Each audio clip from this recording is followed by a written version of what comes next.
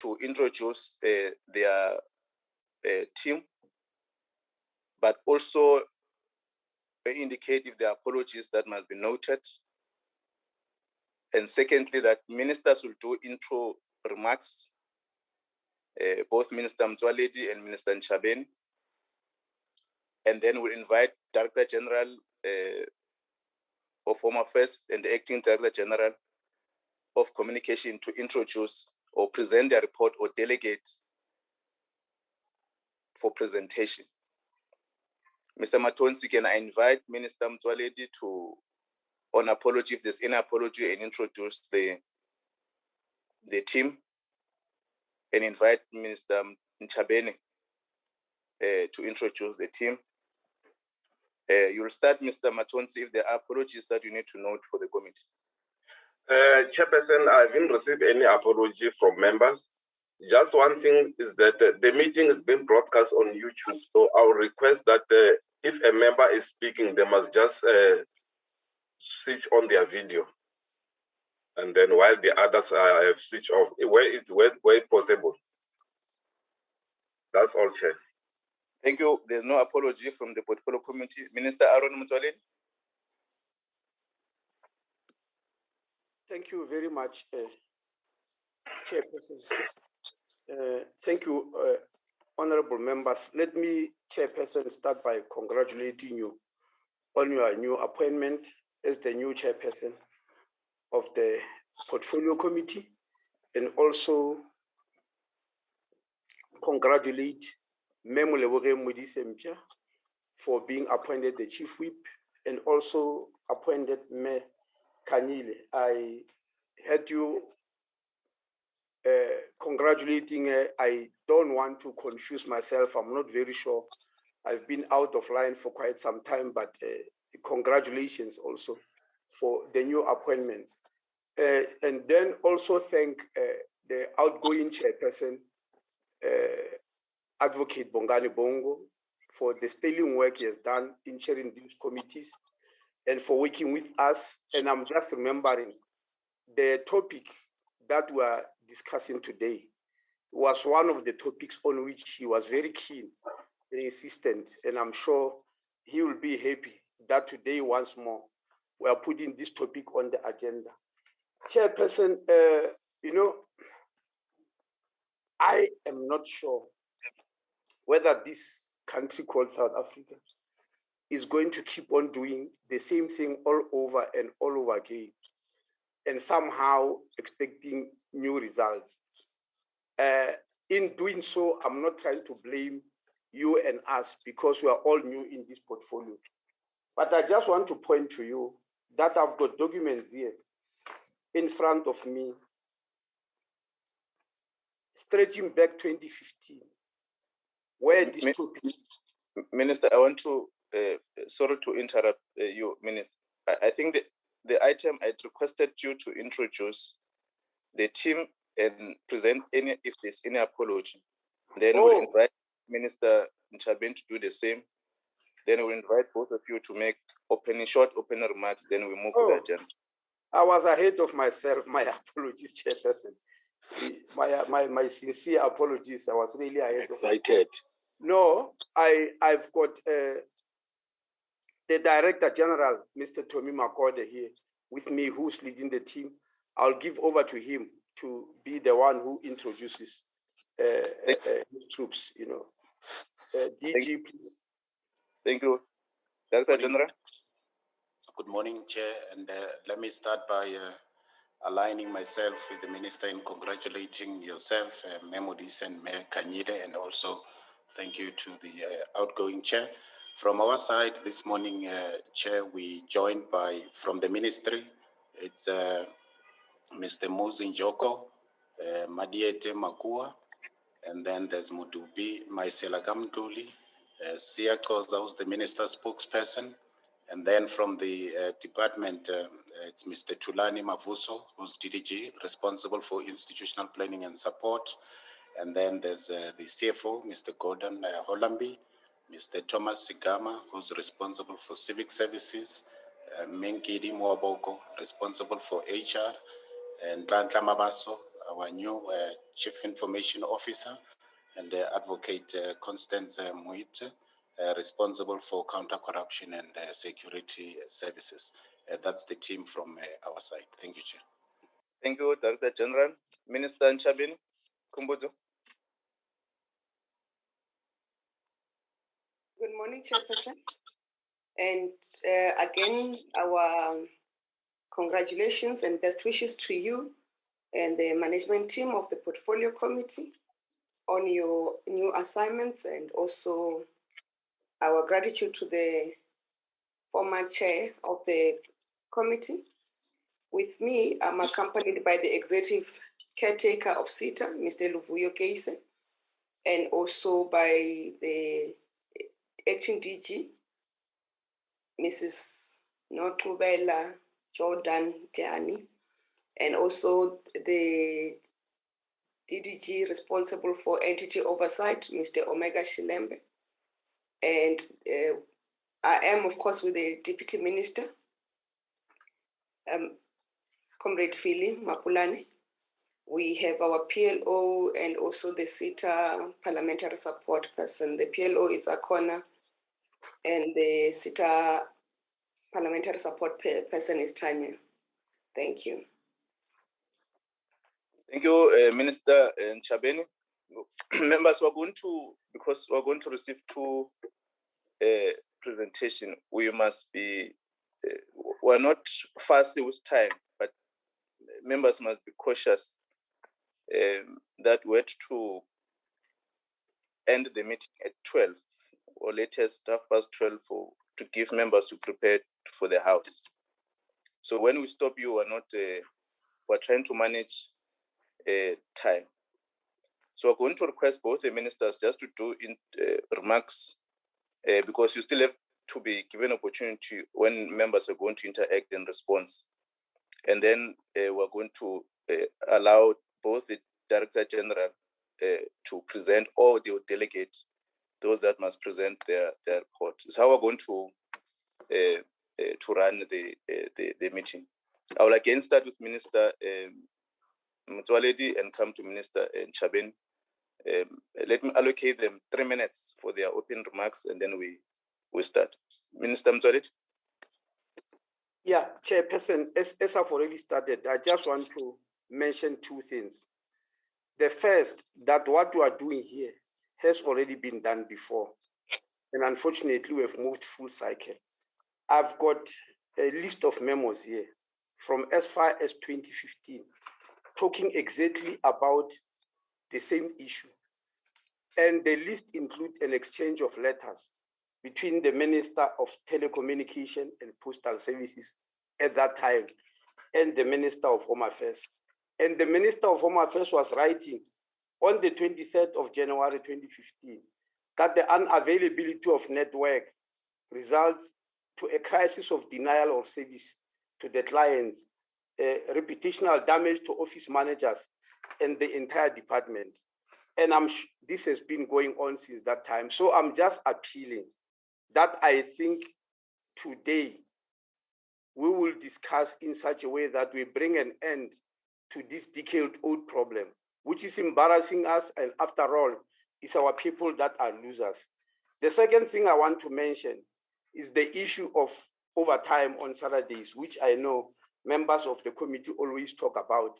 In the presentation, is going to say we are negotiating with unions and we are not making any inroads. I don't believe that will ever make any inroads. The solution to this problem is the DAH bill, which is going to come to you, is in its final stages in the department, is going to come to you, whereby the fact that Home Affairs is now recognized as a security department. Remember, in the beginning, one of the problems we are solving is that Home Affairs was just regarded as a department of clerks who just issue documents. It's only recently that it has been moved to the security cluster, even in government. But it still doesn't function like security cluster. You don't find police going to negotiate when they want the policeman or policewoman during the weekend. But Home Affairs is doing that. So in the bill, we're making it very clear that Saturday work is part and parcel of Home Affairs. Once that bill is passed, then we don't need to negotiate with anybody about the work on Saturday. And we are very serious on this matter, because without Saturday work, our problems will become permanent disabilities. But I'm hoping that today, in this meeting, this matter will reach finality. Thank you very much. Thank you, Minister Mtwaledi. Minister Ndaben. Sorry, Minister Kumbuzo Chabeni. I thought she's much taller for the confusion. Thank you, Chairperson. I think what is important is to note that in the presentations by the two departments, there are areas how we want to make sure that we fast track the modernization process there too, including on things that require procurement. We are looking at, and the SITA board is seized with this, and will go to cabinet and inform cabinet of the decision on how we can delegate some of the procurement responsibilities to departments. But of course, we need to have a conversation with the Department of Public Service and Administration. And Chairperson, having been at SITA myself years back, and coming back into the portfolio and looking at what Home Affairs is confronted with, I think we are in the last stretches of resolving the progress in Home Affairs. For new people in the department, it may not seem so, but from where we've come, we have really traveled a serious stretch. So I'm appealing to the portfolio committee that they allow us space to continue with the changes and the improvements of services that we want to do, and see how best to do it. And I know sometimes those improvements will require financial resources by the department. We'll see how best to mitigate the amounts that should be involved so that we can then progress our government further. With that, Chairperson, I'm really personally comforted that the proposals that the two departments have worked on, or SITA and Home Affairs have worked on, there is common grounds. The areas of differences are minor, and they can be resolved with a better speed and an agreement if progress is noted. With that, Chairperson, thank you. Thank you very much, Minister Chabeni and Minister Mtwaledi. I'm going to invite Director General Home Affairs to present.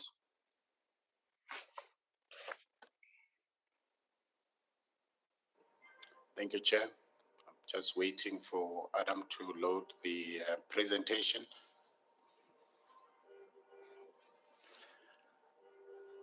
So good morning, Chair, again. Good morning to the members. And also let me take this opportunity to acknowledge both Minister Mtwaledi, Minister Chabeni, and also Deputy Minister Mapulane, and also the colleagues from SITA, led by their caretaker executive. So this is just the outline of the presentation, Chair. We'll then speak briefly to the purpose, the background, and then we'll update the committee on the intervention strategies, and then we'll provide an update or just indicate some of the capacity constraints, in particular in the civic services, which is crucial for this work, and then information services, and then the intervention steps and the plan, and then the recommendations towards the end. So if we can move to the next slide, Adam. So the purpose is really threefold. The first one is to present to the committee on the progress report on those interventions that we have made to resolve long queues at Home Affairs offices.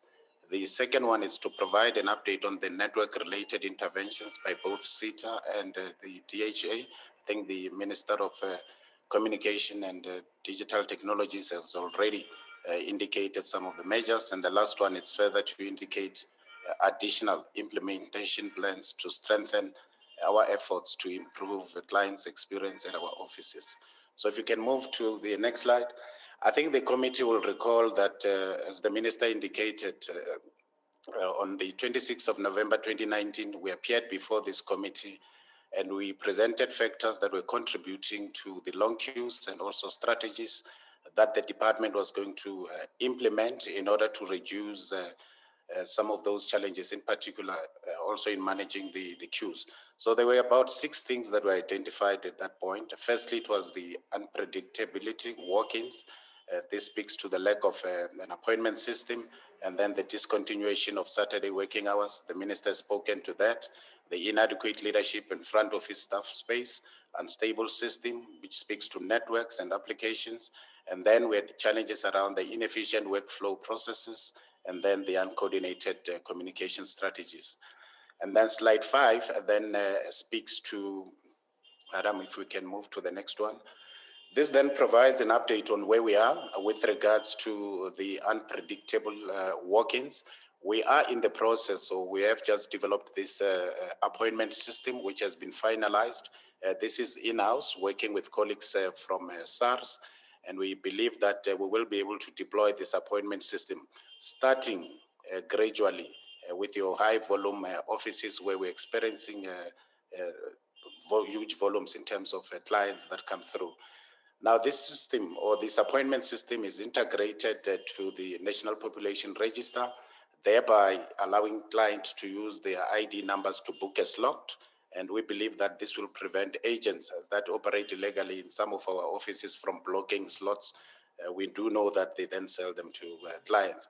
So the appointment system basically consists of 3 segments. I know I'll speak to about 8 of them, but briefly it's 3, and these are just the screenshots of the segments. So the first one, which is really this one, speaks to what I've just indicated. That's where the client will be able to enter their ID numbers. And then the second one, which is this one, you'll be able to provide your details, your names, your contact details, email address, and then the third one, you are done. However, if you want to view your appointment, you'll then select or move over to this slide, which will then indicate where you've made the appointment. And then it also enables you to edit if you change your mind in terms of the time that you would have chosen for the slot. And then you are then able to edit it and then enter the time that you'll prefer. If you can move to slide 6, Adam. Just a continuation of the illustration of what the appointment system looks like. It's not going to be these 8 pages. It will be consistent of those 3. And then this is just an illustration of what it consists of. If you go deeper into the system, you'll be able to select a slot, the office, the province, and also the branch. And then as a result of the COVID-19 pandemic, we also thought it's important to include a declaration form which a client will need to complete or tick, and then confirm the appointment, and then you're done with that. So what we're also doing, Honorable Chair and members, is that we're now also exploring through our own internal developers how to add other multimedia platforms that will include WhatsApp and that USSD on the appointment system. So that it enables better access by almost everyone to access that system. I'm not going to speak a lot about this slide because the minister has already spoken to the discontinuation of the Saturday working hours and how we're planning to address it through the DHA bill. If we can move to the next one. One of the issues that we have had to address as identified by the portfolio committee has been the issue around inadequate leadership and our front office space. We have started, and this is continuing, training of front office managers, which is ongoing, and will allow supervisors and all staff in front offices to take charge of their offices. And of course, we are working through our property management team with the Department of Public Works and Infrastructure for our purpose-built offices like the new office in Lusikisiki. We do know that some of our offices are not purpose-built for the kind of clients that we receive. And of course, a lot of them assume the old spatial patterns that do not take into consideration new developments that have happened and new communities. So what we're doing through this infrastructure build program, we've now started building these new offices. We've started in Lusikisiki. There's one that's coming up in Mukopane, which is currently under construction, and we will be able to show some pictures. Similarly, in Taung and also in Tuendo, where there's construction that's underway, and then the next one will probably be the one in Stenga. And in addition to this, we have agreed with the infrastructure office in the presidency. They will be assisting us through a public-private partnership to build 15 other offices throughout the country to ensure that we move towards modern offices that respond to the needs of our people. If we can move to the next slide, slide 9. So that's just a pictorial illustration of what the office in Lusikisiki looks like. There's, of course, better office space. There's a better space for clients, and I think that's when they just moved in the chair. If you go now, the chairs have been properly demarcated to ensure that the social distancing, including the seating arrangements, there's better parking as well for that there's constant power supply, but also there are water tanks across to ensure that if there's a water shortages in town, we continue to operate, because those were some of the things that the minister directed us to do to ensure that offices do not stop operating because there is a power outage or because of water challenges. And then slide 10 will just demonstrate or shows that I think you skipped it, Adam. That's just the construction that's underway in Mokopane with adequate office space for clients. And also it will ensure that no one is standing outside in the street. So that office should be completed by the end of December, and we hope that by the beginning of the first quarter next year, we should be able to utilize the office. So that's some of the interventions with regards to the infrastructure build project. And then on the unstable systems and networks and applications, what progress we've made? I think you have moved too fast, Adam. So we have been having these engagements with SITA in terms of addressing some of these challenges. The first one is around the network at downtime. I think some of the disconnected sites were attended to quickly, and we believe that those that have been attended to were resolved. However, we're of the view that for incidents that are categorized as force majeure, will need to be spelled out upfront to ensure that we deal with incidences in terms of these categories that we've spoken about. Secondly, we have been discussions with SITA to look at the go-to-market strategy for Access Link. And I think the minister is already, Minister of Communication and Digital Technologies, has spoken to issues around procurement to enable us to avoid this onerous procurement process that has long been awaited, of course, by the Department of Home Affairs. And of course, the SITA colleagues will speak more to that. If we can move to slide 12, Adam. And then, of course, in addition to that, towards the end, we'll speak about the roles and responsibilities between ourselves and SITA. One of the things that we need to do is to ensure that we upgrade and ensure that maintenance of the dilapidated network equipment, in particular routers and switches. And this is the responsibility of the Department of Home Affairs. The second one, it's what SITA has assured us that they will be upgrading the switching centers. And then the third one is really around the expansion of the SITA core network in order to reduce regional network outages. And then we also exploring these alternative services and also ensuring that we look at other service providers, whether that speaks to mobile, whether that speaks to fiber optics, where it's appropriate. And then lastly on this slide, Chair, we have expanded our early birth registration through the hospital connectivity initiative, which reduces people from, in particular, new moms from coming to our offices, and thereby ensuring that they're able to register birth immediately at hospitals. So priority one, health facilities, we've already connected about 41 of these. These are mainly your large health facilities. And then priority 2 and 3 speaks to about 210 health facilities, and connectivity has been finalized at 118 of these facilities. And slide 13, Adam speaks to another issue that was identified by this committee, which speaks to the inefficient workflow process. We have redesigned some of the offices, and also we've ensured that queues are separated based on the reason for the visit to the office. Already we've implemented this in the East London office, King Williamstown, and other offices. Recording and of course, stopped. We have ensured that Recording in progress. The Tanzania office is now modernized so that people from Tanzania don't have to travel all the way to East London to receive offices. We've also directed all office managers to be on the floor to ensure that there's efficient management of the work and client flow, including to ensure, Chair, that they are visible to the clients and also accessible to the clients. And then the one interesting development that we've been working on, it's really this partnership with the city of eThekwini in KwaZulu-Natal for volunteers, Chair, that receive a stipend from the city that come through to our offices, mainly in the city of eThekwini, to support home affairs. And this has been done through this memorandum of understanding, which we hope we will renew when it comes to an end next year, because these volunteers have really been providing valuable support given the fact that we are unable to employ more people. And then there's also the partnership with the city of Cape Town, where they've provided us with queue marshals through the expanded public works program, volunteer program. So these two partnerships are quite crucial, because in the city of eThekwini, we've received about 75 of these volunteers.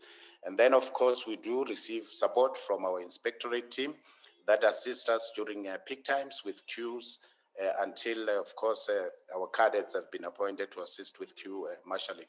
We've also directed our team at EXCO to visit particularly your high volume offices to conduct monitoring and evaluation of our operations. The next slide, slide 14, speaks to the footprint expansion with mobile units. We currently have 100 mobile units, and 2 of these are dysfunctional, which leaves us with about 98 of these. Now, these mobile units, Chair, are equipped with live capture functionality, which means they're able to process smart ID cards. Are also deployed across all provinces, and we'll provide details on slide 16. They are able to render services in remote rural areas, schools, hospitals, to provide DHA access to citizens. This assists us in limiting the number of persons that will visit our offices, of course, thereby reducing the queues. In this financial year, Chair, we've also set aside some funding, about 25 million, to procure an additional 10 mobile units, which will be procured before the end of the financial year. This will be installed with a flat panel VSET to make sure that they're able to penetrate deeper rural areas for connectivity. And this was done through a procurement through SITA. Of course, we're also augmenting the current MTN 4G routers with a flat panel VSET to create a dual connectivity in some of these mobile units. If we can move to slide 15, which really provides an illustration of what the flat panel VSET looks like, and members can see this installation on this. So the 10 additional ones that we will be procuring, each will be allocated to almost all the provinces to ensure that they're able to utilize it for rural areas, and then one will be used for special projects at head office. If we can move to the next slide. This is just an illustration of the distribution of the mobile units per province. You can see the Eastern Cape is the majority of those, given the terrain in the Eastern Cape, and then the Free State 9, Gauteng 8, KwaZulu-Natal 13, Limpopo 12, Mpumalanga 10, Northern Cape 10, Northwest 9, Western Cape 11. So which means all of them are going to receive an additional mobile unit with a VSET panel, and then head office for special projects, those 4 will now be increased with an additional one. And then on slide 17, this is just an indication of some of the partnerships that we have with other government departments, in particular the Department of Basic Education, including social development, where we're able to take services to the people. All these provinces, they have deployment plans, and we've shared with the committee the deployment plans of these mobile vans, which are linked to constituencies in areas where there's adequate network connectivity. These, amongst others, of course, include schools and communities which requires DHA services. So below, it's just an illustration again of the areas that we have covered in Gauteng. We're there on the 15th of May, and that's continuing again on the 28th of May, and then in Mpumalanga from the 7th to the 11th, Limpopo from the 18th of June, and then Northwest, it was the 16th to the 20th of August. So that's just the coverage, and the communities are indicated on that slide. I'm not going to repeat where we deployed some of this. If we can move to the next slide. And then there's the partnership with the banks that we really need to strengthen and ensure that it's finalized. Of course, we've been having discussions with the SITA to ensure that there's dual connectivity, because that's what the banks have been asking us for. This is an agreement that we entered with the banks on the 7th of April 2016 when we launched the e-Home Affairs. Currently, there are 27 bank branches that are operational and available to service clients requiring DHA services. We envisage that once issues around the dual connectivity are sorted, we'll be able to roll out to further 43 sites. And this initiative, of course, mainly assists us with reducing long queues at our offices, but also to expand the service platforms and allow citizens to apply, whether it's for smart ID cards and passports online. And the same appointment system that I referred to at the beginning, Chair, already it's in use at the banks. Clients are able to utilize to make bookings for passports and smart ID cards. And then the applicants are, of course, required to visit the bank branches to complete the biometrics, thereby reducing the time that they spend in the bank or Home Affairs office. So we'll continue to roll out this pilot site as soon as possible. Of course, we do note that the committee has indicated this has been outstanding for quite some years, and the minister has just indicated that they are keen to support us with the modernization. This is one area that we believe SITA needs to really assist us to take forward this process. The next slide, slide 19, speaks to it's just an illustration again of the number of banks, and you will be able to see the Eastern Cape, Gauteng, KZN, Limpopo, Mpumalanga, Western Cape.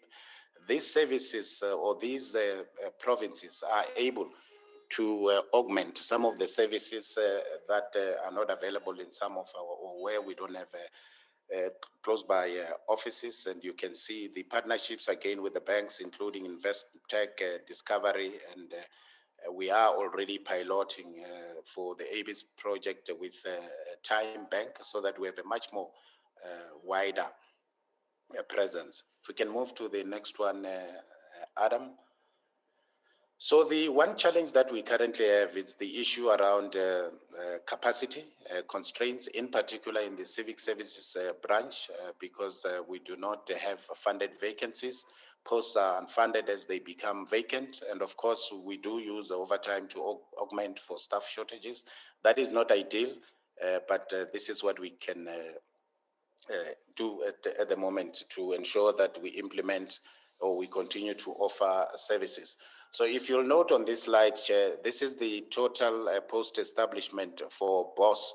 BOSS stands for the back office support, which is really crucial in processing, whether it is amendments, whether it is the verification, whether it relates to an abridged birth certificate, and also the processing of passports, and crucial for finalization of citizenship and naturalization. The capacity that they have at the moment, it's 218 filled vacancies, and this is the total post-establishment. So they are operating at half capacity. Similarly, if you look at the back office ID processing, the entire scope for the ABIS project covers what the back office ID processing does, including verification, the scanning of the automated fingerprint identification system, which is crucial in our partnership with the banks, the Home Affairs National Information System, HANIS, and of course, it enables us to get access to information when we do conduct investigations with our colleagues from immigration and counter corruption. You can see they are also operating at that capacity, 416, and then the civic support also at half capacity. But crucial, Chair, the provinces, if you look at the Eastern Cape, this is the total post-establishment, and that's how they stand at the moment. A very small number of officials that are really serving that huge province. The Free State is the same, Total post-establishment, 260, operating at 79.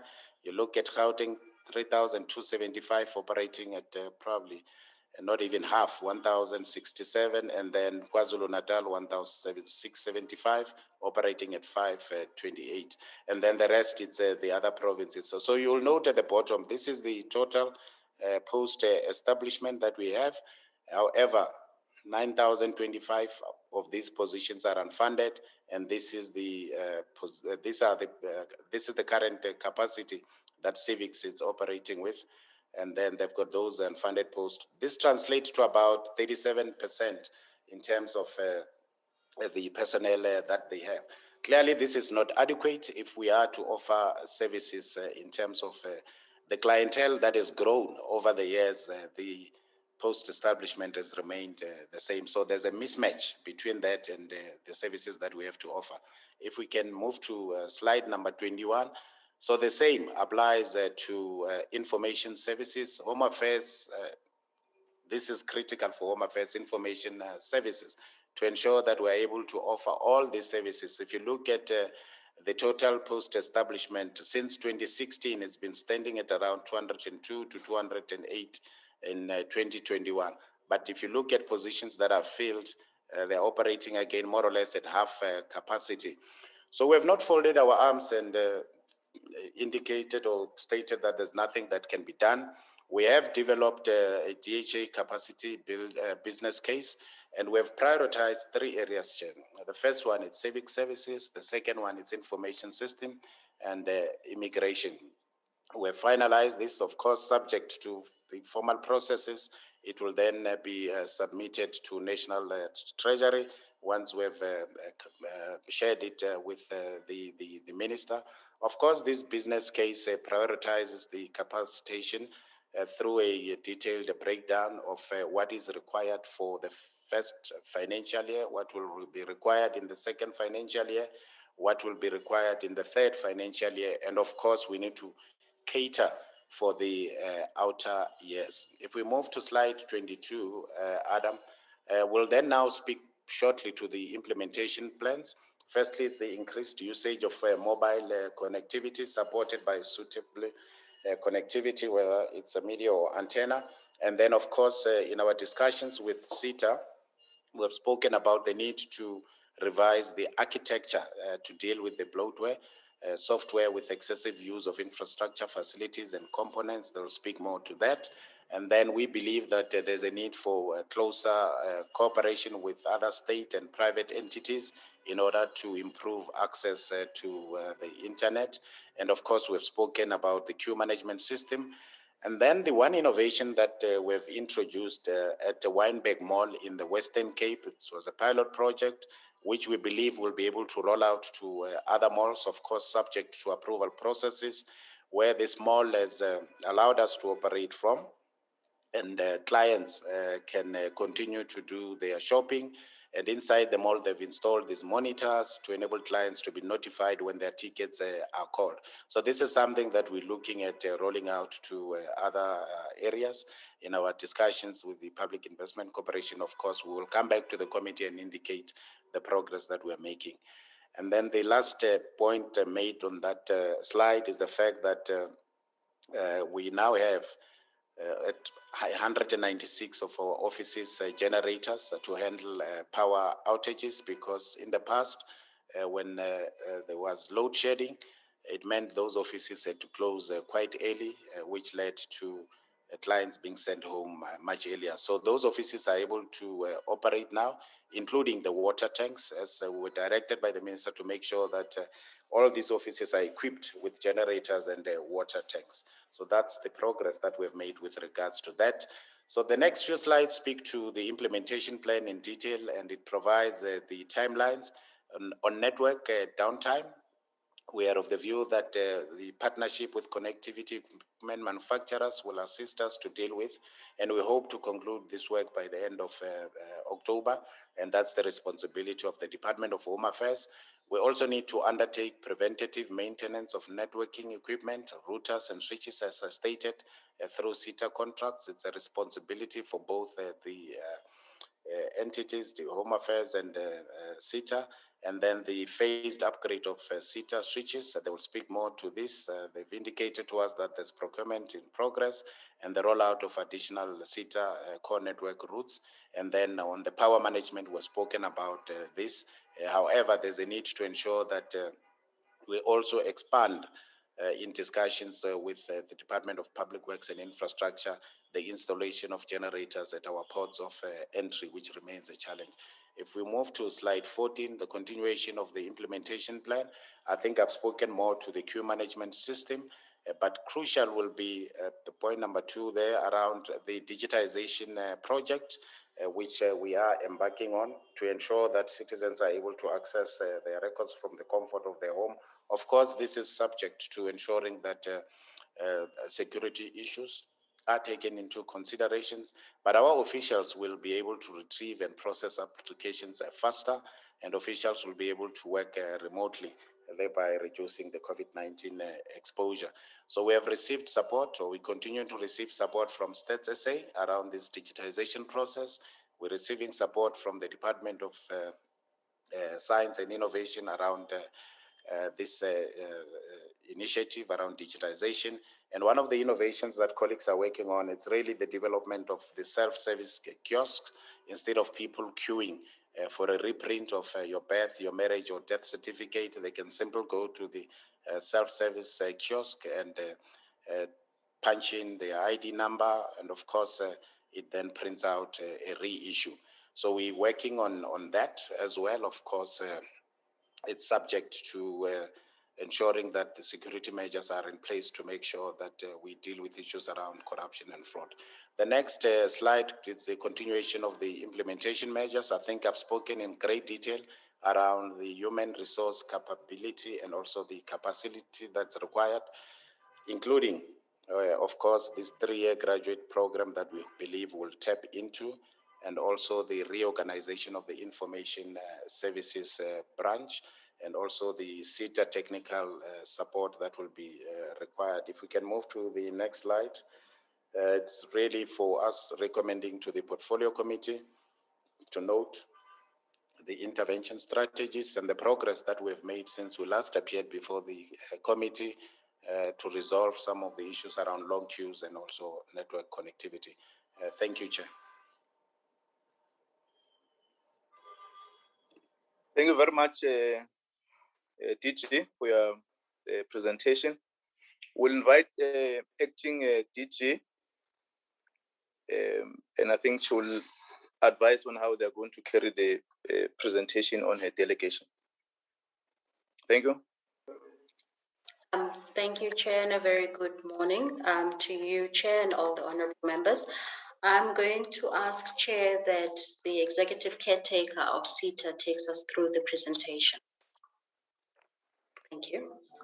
Thank you very much, Executive Caretaker, Mr. Aluvuyo. All right, morning, Chair. Morning, all honorable members, the honorable ministers and deputy ministers. Good morning. I think as Tanya, you are loading the slides. What we'll try to do, Chair, with your permission, is not necessarily to go through every slide, but more or less to give a context of what is it that we are both doing to address this long outstanding issue as Minister Motsoaledi has raised. What are the real plans? So I will be a little bit on the background, but I think I would rather focus on detail on the plans that we're implementing, but also expanding on what Minister Motsoaledi has raised in terms of SITA going an extra mile on the things that we can do ourselves, irrespective of the contract we have with Home Affairs. We will touch on the modernization journey and the legacy systems. What is it that we do?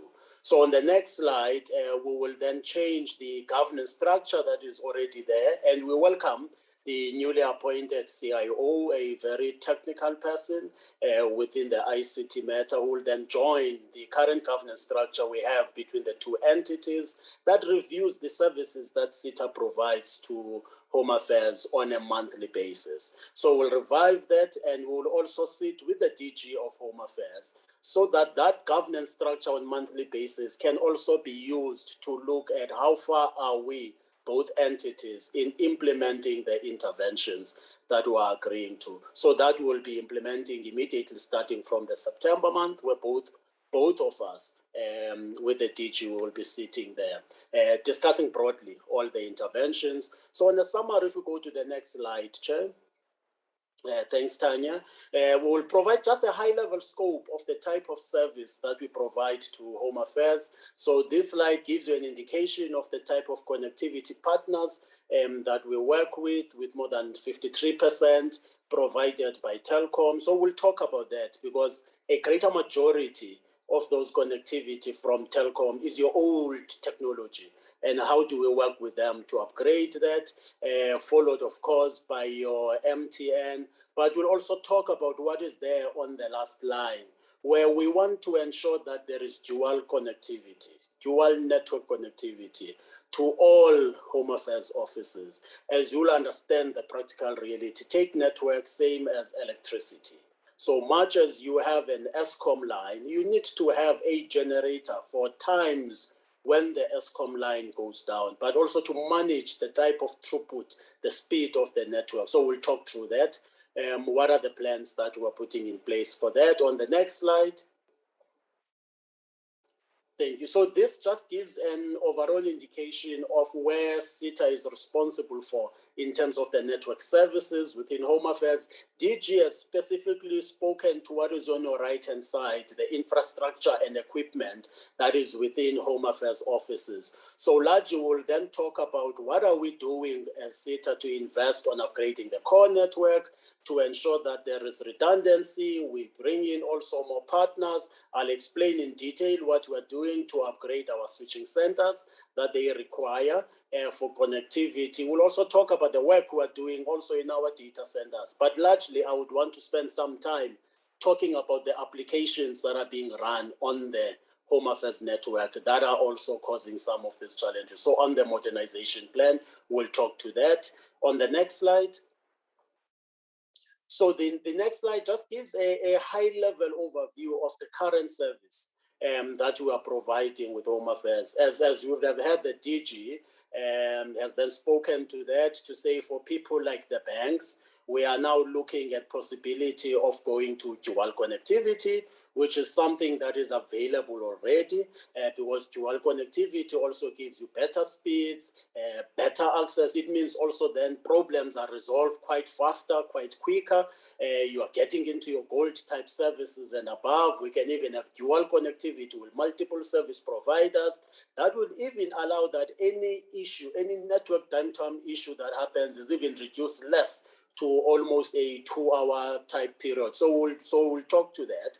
At least we are happy that Home Affairs is also looking at that to say majority of their offices should be able to have dual connectivity to ensure that you minimize any possible downtime on the service. So for now, we are more on what we call it your bronze service, where majority of them is a single line that goes there.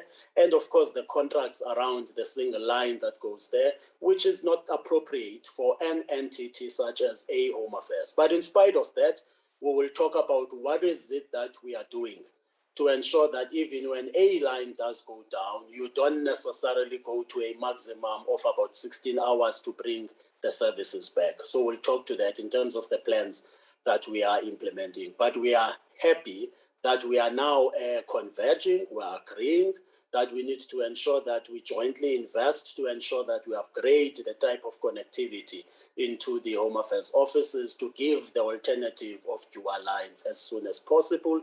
We'll then move to the next slide. The next slide just gives a high-level overview of the type of service that we do and the type of SLAs that we do. But perhaps we won't go through that in detail because in spite of us meeting the SLAs, the issues are still there. You would have then had the DG for Home Affairs speaking. If you look into the little box on the bottom on your right-hand side, your incident categories per month. So if you just look into that line, you will also see where some of the challenges are. You can just take any month. For argument's sake, you can take June.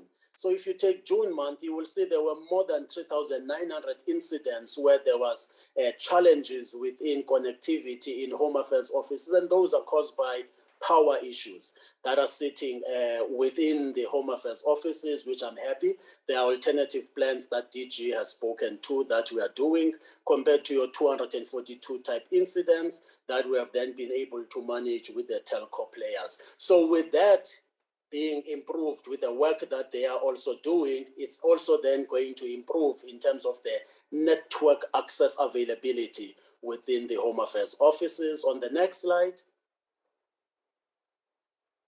On the next slide, it just gives the weekly, daily stats and monthly stats from even April last year up to now on the current service. But now we're talking about upgrading even the current service that we have so that it is robust enough for a department like Home Affairs. We will then move to the next slide.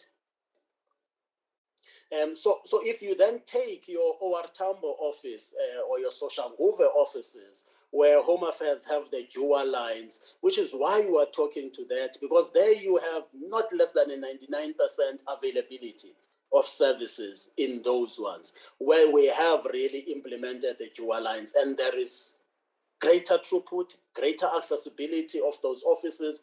That's what we want to see for all the Home Affairs offices as we look into the network upgrade that we're talking of upgrading the lines. Moving to the next slide so that I'm brief. And now initiatives that we have implemented, I think as Minister Motsoaledi explains, this is a long issue. It dates before I even arrived here, more than 5 years ago. But one of those things that were done was also getting an independent advisor to look into the overall architecture of Home Affairs, all the offices, and come up with practical solutions that can be implemented to resolve some of those things. And some, as you see on your bullets 1 to 4, on one part, you then see there is this thing that talks to your DHA, the applications that sit there. DG talks to them as the bloatware, or Minister talks to them as the legacy applications that are still sitting there, meaning it's a relatively old application.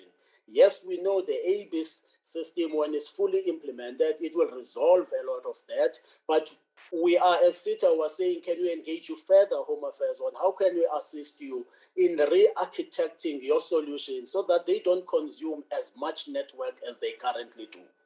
So we are also going to be working on that with them, but Minister has also spoke to that to say there is also an intervention as SITA we are also trying to do with the Presidency, with National Treasury, bringing up modernization plans for different departments where we also advocate for funding to be made available for these modernization plans. And as and when these are approved, Minister will then announce how we will then give power, procurement power, back to the departments in line with the modernization plans that are there, so that as you get that power, at least we know that you are now really modernizing your solutions to make them more effective, not just on bandwidth, but to simplify processes, to make it easier for clients, for customers, for citizens to access your type of services and solutions. So as SITA, we are also investing our own money into some of these solutions where we're not asking for being paid back by the departments, where we're saying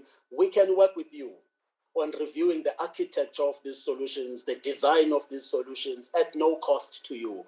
And where we can modernize some of the workflows, we are willing to look at that as SITA, and we'll be taking those discussions also further with Home Affairs on what is it that we can do on that side. So your second side, you have the systems of Home Affairs that are also sitting in multiple data centers. So part of what we are looking at is, can we work with Home Affairs to bring all of these systems in a single type of data center, because it improves access to systems at the end of the day, the throughput to the Home Affairs official who's accessing the system, and at the end of the day, to the citizen who's being served on that. We believe we can work and finalize the consolidation of the systems and integrate them into single data centers before the end of this financial year. We will also talk a little bit about the cybersecurity architecture for Home Affairs. As the committee will understand, at some point earlier this year, there was a virus that brought the network of Home Affairs down for more than a day, I think almost 2 or 3 days. So we are also investing as SITA at least about 450 million rands on what we call it cybersecurity solution implementation. That is already out. The tender is already closed last week. We intend awarding that within the next month, where we believe clients like Home Affairs can also benefit from your cybersecurity solutions that we will implement. So part of that, because if you remove any attack on your network, anything that should not be there on the network, by default, it also improves the performance of your systems, your solutions. So we are investing as SITA our own money, about 450 million rands, in building a government-wide cybersecurity solution that we can also make it available to Home Affairs. So we'll talk a little bit about it, but it's something we're doing already. The tender has already closed, and we do intend to award within a month, and we also hope to bring Home Affairs on board if they agree with that. But also over and above that, with our Cybersecurity Academy, we also want to provide cybersecurity type solutions to even review, because some of these things have less to do with technology, but it's people, processes, and the review of how the business processes are working there, so that we mitigate things that will lead to cybersecurity attacks that will also have an impact on the Home Affairs network. We believe these things can still be done in this financial year, so we are further engaging with them on what is it that we can do. More importantly, to remove the malicious attacks that have happened on their network, especially on the local network side, which they are responsible for. SITA plays no role there. But we want to see how proactively we can assist them within that space. So we'll be doing that as part of consolidating the data centers, as I've spoken to that, including upgrading the hardware, the storage, for some of the infrastructure that Home Affairs owns, which sits in some of our data centers. DG has spoken in terms of the investment they are doing on the last point that is there, on refreshing their own infrastructure. Because in the assessment that we have done of the infrastructure, we've seen a lot of that infrastructure needs to be refreshed, and indeed, at least we can confirm they are also working on that. So on 450 devices we've assessed for Home Affairs in their offices, we know that almost 400 of those are obsolete or 398. And yes, there are plans now that they are implementing to upgrade and refresh those, same as on the power. You would remember the slide I talked to previously where I said if you just look into July, there were almost 4,000 incidents where the network was down because of power. At least there are plans now that Home Affairs is also implementing on their side to ensure that there is alternative power into their offices to mitigate any network downtime. So if we then move to the next slide. So in terms of the core network, which we've then said we are upgrading, yes, we can confirm we are upgrading our network. We've set aside $500 million to upgrade the entire network to make sure that it is as resilient as possible.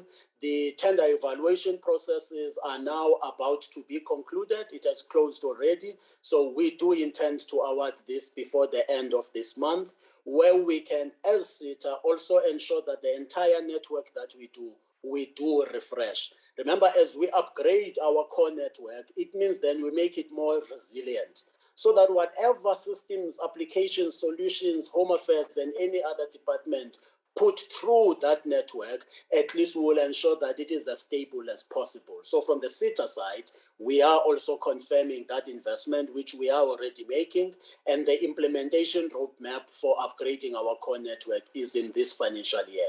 So by the end of December, we should have upgraded a greater majority of our network, as we are now about to award, which we hope to do before the end of September. So that's one part on the network. The other part on the network, as DG also spoke to, is your go-to-market type strategy. We'll talk to it on the next slide. If we move to the next slide. Okay, let's start with switching centers. Our switching centers, we can also confirm we are upgrading all our switching centers, and all the upgrade in the switching centers that Home Affairs uses to connect, that project will also be concluded in this financial year as part of the SITA's modernization of its own infrastructure. On the next slide, Tanya. Okay, so on the next slide, on the go-to-market strategy for access links. So if a Home Affairs or any other department wanted to upgrade or improve their lines, remember I mentioned that a bulk majority of connectivity in their offices come from telecom copper lines, your ADSL lines, with very low speed. So that used to take about 21 days. We can now confirm we've revised our procurement processes greatly, where we can procure an integration and network services partner within a 7-day period. So any requests, DG, that we now receive from Home Affairs, we will then be able to ensure that they are fast-tracked, as we are indeed looking at ensuring that they upgrade their infrastructure as quickly as possible.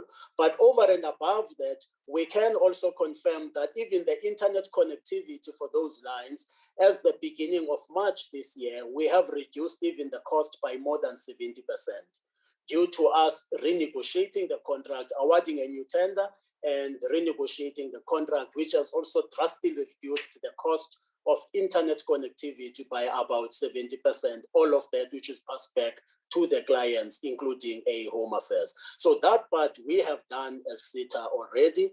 On the next slide. So largely, Chair, what we have then addressed within our presentation is on the main issues that Home Affairs is asking, the Minister has also raised in terms of modernizing their solutions to ensure they are not heavy on the traffic, they are not heavy on their network. We are also saying as SITA, we will work with them, but also we will work with Presidency and National Treasury in lobbying for funding to be made available to Home Affairs to ensure that they also overall modernize their solutions and remove the legacy solutions that are sitting there. You would have known that DG also presented slides where there are financial challenges in terms of what they do. So we are also doing that to support them in terms of going extra mile in assisting them. Yes, we are confirming the additional investment that SITA is also making on our network. One, on cybersecurity of about 450 million to ensure that there are no malicious attacks onto their network that slow down their network. Secondly, we're also upgrading our core network, where we are investing another additional R500 million in modernizing that network. And the greater majority of our network should already be upgraded in this financial year. And also to ensure resilience, we are also ensuring that the core POPs that we have, or overall internet connectivity, we are moving them from one supplier, which is BBI. We are putting 2 suppliers so that if anyone attacks any network of any company, government can still continue. As members, you would know that at some point this year, the Vodacom network was off for the whole day. So we're already implementing that. By the end of this month. Our overall network will already be managed by 2 independent service providers to ensure that if there is any attack on any one of them, we can still continue with the services. These are the investments that as SITA we are making. And for that, this is not linked to a SLA or being paid back by Home Affairs, but these are additional services that we are providing so that we meet them halfway. We go extra mile in addressing the challenges that they have, including lastly, making available our architects to work with them in redesigning their network, their solutions, their systems that they need to do. So as SITA, we still say we are available to work with them. And hopefully in the monthly meetings that both myself and DG will now chair, we will look practically on which of the things we propose that Home Affairs takes that we can monitor and see the impact that they have on the services they provide to the citizens. I thank you, Chair. Thank you very much, Executive Caretaker and the Director General, for the 2 presentations that in the main talk to each other and the phases of implementation that you have highlighted. I'm going to invite members of the committee to interact with the report. And after that, I will invite both the DG and the Executive Caretaker to make responses and invite the comments from the DM and the ministers. I think it's how we're going to, also how we run our meeting. But if there's no comment from those I mentioned, or you will delegate members to respond. So I'm going to give members of the committee time to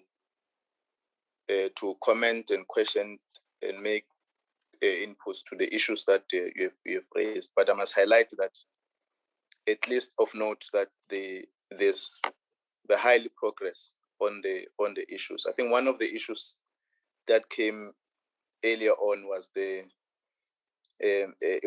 Umtata. There was a video which was circulating on our people with the long queues, and I think the DG might have taken note of that.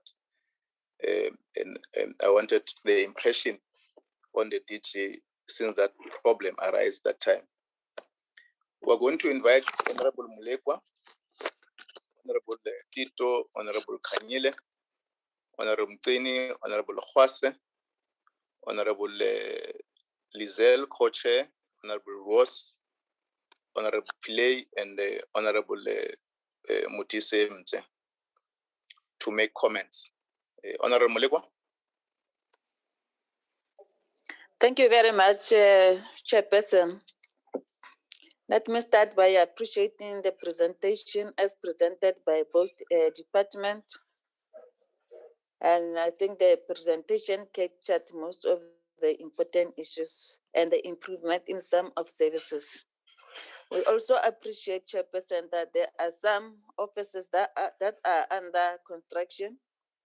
And I think this process will contribute positively in reducing the long queues in some of the offices, and other areas will also benefit from the deployment of mobile unit, as they will no longer require mobile unit in those areas that offices are under construction.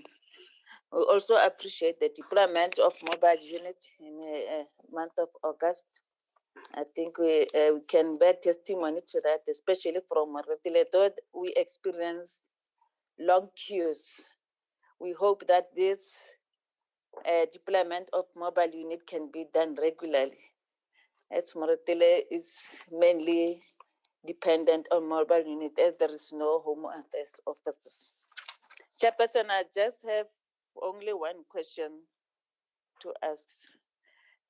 Chairperson, on the issue of public-private partnership with banks, I just want to check with the department, when does the department anticipate to establish e-home affairs banks branches in some of the provinces that are not benefiting from these services, especially the Northern Cape, the Free State, and the Northwest?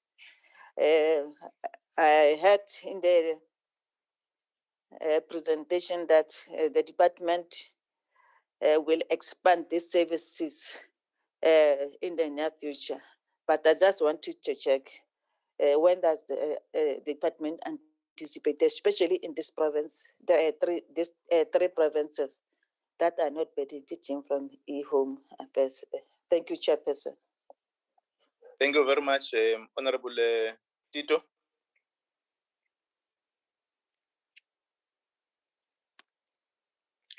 She has indicated an issue problem with the network. I'll come back to her. Honorable Kanyile.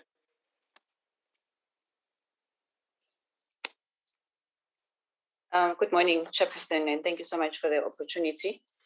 I'd like to take this opportunity and greet both ministers that we are having here and all the delegation. First and foremost, Chairperson, I'd like to acknowledge the presentation that we have received, both from the Department of Home Affairs, from SITA, and wish to note that I thought that the Department of Home Affairs, in their presentation, they're going to give us a feedback on their intervention that they proposed in our last meeting when we were discussing the war on queues, where we were told that they're going to deploy EPWP workers to the Eastern Cape offices. I was under the impression that this presentation was going to give us feedback in terms of that deployment, if it has been successful or not. And also considering the video that you have spoken to, that I think it was sent by Upiko from Umtata, that people from Umtata, they queue there for days, up to 3 or 4 days without getting any service, and they end up paying up 100 Rand for a slot per person. So one would have thought that the department is actually going to cover that. So in their response, when they come back, I'll appreciate a lot if they can cover that. And we also like to acknowledge the development of the appointment system. We believe that this is what is also going to assist the department in fighting the long queues. However, I also have one question, that how does the department plan on assisting people that do not have access to devices that will enable them to be able to access the services? Are there other alternatives? Can the department just please give us clarity on that, on how these communities they're going to be catered for? The issue of the mobile units, I remember that on a number of occasions, we have been asking for a list of when has this mobile units been sent to or deployed, because you will remember that last year, when there was a decision that was taken that the department is going to prioritize the registration of or the application of the IDs, especially for the grade 12. And as a result, a decision was taken that the mobile units will be deployed in different provinces so that they can be able to assist the grade 12, considering that we had a pandemic and some of the services were not available, and some of the offices were closed, depending on what level we were on. So I still wish to get that list so that we can have an idea. I understand that we have been given information that from May 2021 and June 2021, where the mobile units they have been deployed. But I think it will also be sufficient or help the committee to have an idea of where these mobile units have been sent to from last year, so that we can get an idea, because we're also getting a lot of calls from members of the community that are asking for the mobile unit to be sent to their area because they need assistance to assist the grade 12s. So I think if we can get that list, it will give us a picture so that we can also be able to give a proper response. And if maybe there's also a schedule of the planned deployment of the mobile units going forward, we'll appreciate if we can receive that. It will assist us so that we can be able to communicate with the members of the public that keep on asking for these services. Well, another thing that I'd like to find out, the department has mentioned that they have about 100 mobile units. I speak under correction, but I have noted that there's 2 mobile units that are dysfunctional. We would like to know for how long has these mobile units been dysfunctional, and by when do they think they're going to be fixed? And over and above that, apparently there's about 10 more mobile units that are needed. We would like to know that where are these mobile units going to be sent to?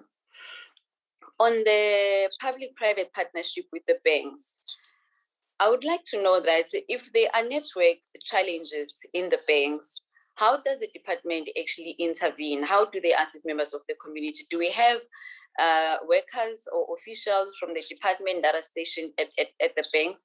I am asking this because I get a lot of calls from members of the community that will advise that I've applied for a passport at the bank and made a payment, but then the system just kicked me off. I don't have any reference number. I don't have a date that I need to go to Home Affairs. And to be very honest with you, I also don't know how to answer that. So if you can just give us a direction of whether we have officials that are stationed at the banks, or if we get those queries, how are we supposed to actually address them? Lastly, I want to comment on SITA. The executive caretaker has made a very, very beautiful presentation. But what I wish to state is that executive caretaker, through you, Chairperson, the presentation that you are giving to us here, it is not the true reflection of what is happening on the ground. It is a total opposite of what is happening on the ground. I understand you are saying you are giving the support to the department, you are upgrading your router, you are going to have a dual network. We went for an oversight with my colleague, Honorable Ross. We went to Edenvale because we're getting a lot of calls from community members that there's long queues, they're not being assisted because most of the time Edenvale is offline. When we go to Edenvale, we found that Edenvale actually has a backup MTN router. But that MTN router, it is also not working. So basically, when members of the community, they have stolen their cable, that MTN router cannot kick in. So as a result, they go for days, maybe about 3 days without having any connectivity. As a result, they send members of the community to the nearest offices. On the day when we went for an oversight, we found that people were being sent to Benoni. We drove to Benoni. When we got to Benoni, there was a very long queue because they were offline for about an hour. So could you please just tell us what exactly are you doing to support the department, and what are the results, the consequences, like, and if there's any fruitful results that you are seeing, and if you're not seeing them, tell us what is the problem, because we need to get to the bottom of the problem. We can't be coming and sitting in the portfolio committee and present this beautiful presentation when we know very well that people are struggling on the ground. And when people struggle, it also leaves us with a huge amount of workload, because we are sitting with emails, we are sitting with WhatsApp, we are sitting with calls, and at times we don't even know what to do with how to assist members of the community. So, Executive Caretaker, when you come back, I'll truly appreciate it if you can tell us what exactly have you done, because we have discussed this in 2019. We can't be coming back 2 years later and be having a same discussion over the same issue. Tell us that from 2019 up to 2021, what have you done to improve the situation? Because that situation should actually assist the members of the community on the ground. Okay. You've said, I'm wrapping up, Chairperson. I'm so sorry. You spoke about the tender that is going to be awarded. I think it says closed in July. We would like to know that when was this tender actually advertised? And I think that will give us a direction of how you are planning to resolve all these problems. Thank you so much, Chairperson. Thank you very much, Honorable Kanyile, for your contributions. I'm advised we are joined by a member, Honorable Ramulo Beng. Ramulo Beng, she's a new member of the committee. You're welcome, Honorable Ramulo Beng. She's from the African National Congress. She will be giving an opportunity if she had to comment later on. Honorable Mkine. Thank you, Chairperson. Greetings to everyone. I'll be very sorry. I want. Honorable Mkine, I won't be able to switch on the mic because of my condition. No, Honorable Mkine? Yes, sir. There's a background that want to undermine your contribution. Oh, I think it's the. I'm trying to protect you, Honorable Mkine. Is it still making noise? Just switch it on off, Honorable Mkine. I'm trying to protect you. Let me try and go the other side. Okay, let's pass on Mkine. We'll come back. Honorable Mkhwasa. You come back. Okay, you can come back, Chen. Sorry. Honorable Mkhwasa. Thank you very much, Honorable Chairperson and the colleagues on the platform. Chairperson, let me start by noting the intervention strategies made to us by the Department of Home Affairs. I do not have much of questions, but let me speak on. Chair, the department has previously and on numerous occasions spoke on investing money on the mobile trucks. But my question is, do they have enough human resource to operate these trucks? And I'm asking this, Chairperson, because in Mafikeng, I know the truck that is available is dependent on the availability of the truck driver. If he's on leave, the truck will just park there and it will not be deployed to go and do the home affairs work anyway. So I want to check, in purchasing all these trucks, will there be enough human resource to operate these trucks? The second point is that I know there's a need for a Department of Home Affairs work equipment upgrades. But my question is, do we have enough budget to implement that? The last question that I might have is that, yes, there has been a piloting of these home affairs services at the banks, but for some time now it's been quiet. So I just want to check if there was a delay, and if there's a delay, what kind of a delay was it? Because like Honorable Molego has already mentioned, there are provinces that don't even have such offices. So what might be the cause of the delay? Thank you, Chairperson. Thank you very much for your contributions, Honorable Logose. Honorable Tito. Thanks, Chair. Greetings to my colleagues and everyone who is present today. Chair, I only have one question. My question is on the slide that the Department of Home Affairs was showing us. They were talking about appointments. I just want to check now, on a daily basis, how many appointments are going to be made, and then if maybe a person come to the Home Affairs officers and then that person does not have an appointment, are they going to turn that person down, telling that person that he or she did not make an appointment? And also, Chair, on the issue of the SITA, I want to ask them, do they do site visits at the Home Affairs offices and see the queues that are there? And the Home Affairs department, don't they see that now is a time for them to have that an IT system in place where they can say that whenever there is a downtime, then they know that they can depend on their very own IT system instead of depending on the SITA system. Thank you, sir. Thank you very much for your contribution and question, Honorable Tito. Honorable Mkini. Thank you very much, Chair. Am I audible now? Yes, Chair. Yes, Honorable Mkini, proceed. No, thank you very much, Chair. Mine is first, I like to, when something is good, you must say, yes, it's good. That comrade Delerang, Hetzan or something, he has been looking after that Home Affairs in Mdanzan. So there's been a lot of activity that is good that's happening there. People have been getting their IDs.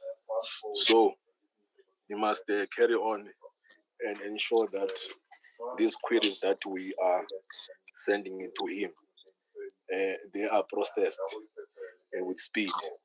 So I think that even the improvement now in that Home Affairs, I think it did highlight it because there was a problem of connectivity there, and also a problem of telephone network and all of that. So it's good. Tanzania, it's in highway. It's a very busy area. So I said that is very good work for him. So what I wanted to propose to the DG, to the other comrades, is that you need to list all Home Affairs first.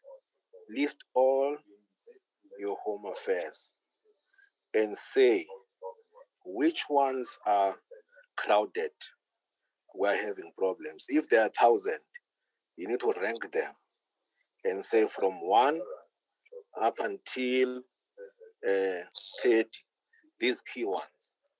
They are huge. There's a huge lot of people who are coming in and out and wanting services. And then you deal with those queues. For example, the one in Mthat, that one should be flighted. That one in East London. The one in probably in Matatiela, where there's been a problem, you have to rank them and say these ones, we must never make a mistake. So we must implement this queue. It must go down, whether we like it or not. That's what you need. You need to rank them. 1 to 30, 30 to 100, like that. And say, okay, this is what we're going to do. So you need to look into that, Ngoken. Like when we attacked the Home Affairs in Mdanzan, myself and that guy said, look, this is what's happening there. Do this, do that, do that. Try to do this, and then we're talking like that. So you need to rank them in this long queue eradication process. Rank them and look at the hot spots and deal with them decisively. And then what you need to do, please, the DG, and I don't know why they call Uluvio case caretaker. Doesn't sound right. you need to come with a plan that says task by who and by when. Not too much talks now anymore. You must say, we are going to implement this one and this time and by who. And when you come back, no introductions and objections and your objective. You just come and say, we've implemented 1, 2, 3, and 4. So that's what you need to do. And also, I'm interested, DG, on your workflow. If you, back in the days, there was a workflow that used to work at the Department of Home Affairs in Randburg and in Bedford View. Look at that model, because you had a site where people were coming in to do applications. You had a site where people were coming to collect, like that. And you had managers, that was a runner on the ground, who was talking to people. What are you here for? And those who don't know, maybe they left documentation. It says, no, you need 1, 2, 3, and 4. Then a person will go out of the line, go home and go and get information. You don't have now in these home affairs. I've done my oversight. It is done. The frontline guys, they don't care about the people. A Komdo that is doing this thing like, what they used to do before. They go into the line and ask one by one. And those who need assistance in application, they need to be assisted. You need to come back to that model and people to be on the ground, because you have people there in front who are taking too long lunches. And we need to be honest with that and put facts on the table, and not to come with new systems like Twendona system, which is another danger again. That system is danger. You're going to end up like licensed department where people are going to do slots. People, I like when you're saying that you're going to train the frontline staff. It starts from there. And then Ben's out to Mr. Luvu's case. On your thing, is there a way that when the system goes offline, people are still able to apply? And when you come back online, and then the system starts updating, because you're anticipating that you're going to have a system, a time where maybe you're going to be offline, but the applications and movement can go. Now, when the system is back, and then your system will probably upload maybe after hours or something, and make sure that everything is actually done. Okay. So, and then the last one in a chair is that on standby generators, especially on home affairs and other areas, I would have proposed that maybe consider UPS batteries. Okay, UPS batteries, because you're going to have a problem with maintenance and running costs. Look at the UPS batteries that you can put, that can hold power for, let's say, 24 hours. Because remember, when the power is back, you will charge them. And when the power goes, then you switch to the UPS system that can maybe take you the whole day. Because I'm worried that you're going to put generators, you're going to have a problem with running costs and maintenance and all of that. So look into that thing there. With the copper technology that is there, I suggest that, because it's going to take a long time, use culverts, open it up, cover it with concrete. Well, that's what we used to do in the old technology when we're in the private sector, when there's copper in the area and there was theft. You open it up and then you cover it with what is called a culvert. It's a concrete slab so that it doesn't get, stolen. But anyway, on a chair, we'll have more time, maybe some inputs I can write. I've got some stuff that I've prepared for the guys, but I don't want to take too much of your time. But the presentations are watching. What we need to do now is that they need to list all the tasks now, and by who, by when, and what time. And they must make sure that, they are able to say these home affairs by next month, there'll be no queues here because they are in front of us and they're embarrassing the committee all the time. Yeah, but thank you very much. Thank you, thank you, Honorable Mqini, for your contributions. I get a sense that you want also to offer practical training. I'm sure Honorable Minister Nchabeni and Minister Mtswaledi. You are speaking. You're actually speaking to a former engineer here. Yeah, noted. No, thank you, Honorable Mqini. Can I invite Honorable Ramulo Beg? Ramulo Peng. Thank you, colleagues in the Portfolio Committee. Greetings to the minister, both ministers present, including deputy ministers and DGs. Chair, since it's my first meeting of the Portfolio Committee, I wouldn't have much to say, but I would want to observe and learn from the committee so that in other committees, when they sit at least I'm abreast on issues. I was only highlighted about me being part of the committee last week, and given also this correspondence that there would be a first meeting today. So I would like to sit and observe, and I'm glad to be part of a committee that is led by former young people in the ANC. Thank you, Chair. Thanks very much for your comments. Honorable Lizelle, co-chair. Thank you very much, newly elected chairperson, and may I just add my voice to congratulate you on your appointment and thank the Advocate Bongo for his leadership of this committee, and also congratulate the two whips for their appointment. Chairperson, I would like to say that at the outset, I think it's very unfortunate that we find ourselves in a position where our very own minister has been communicating with the Department of Telecommunications and Digital Technologies for more than 7 years without getting much progress with regards to the matter that we're dealing with today.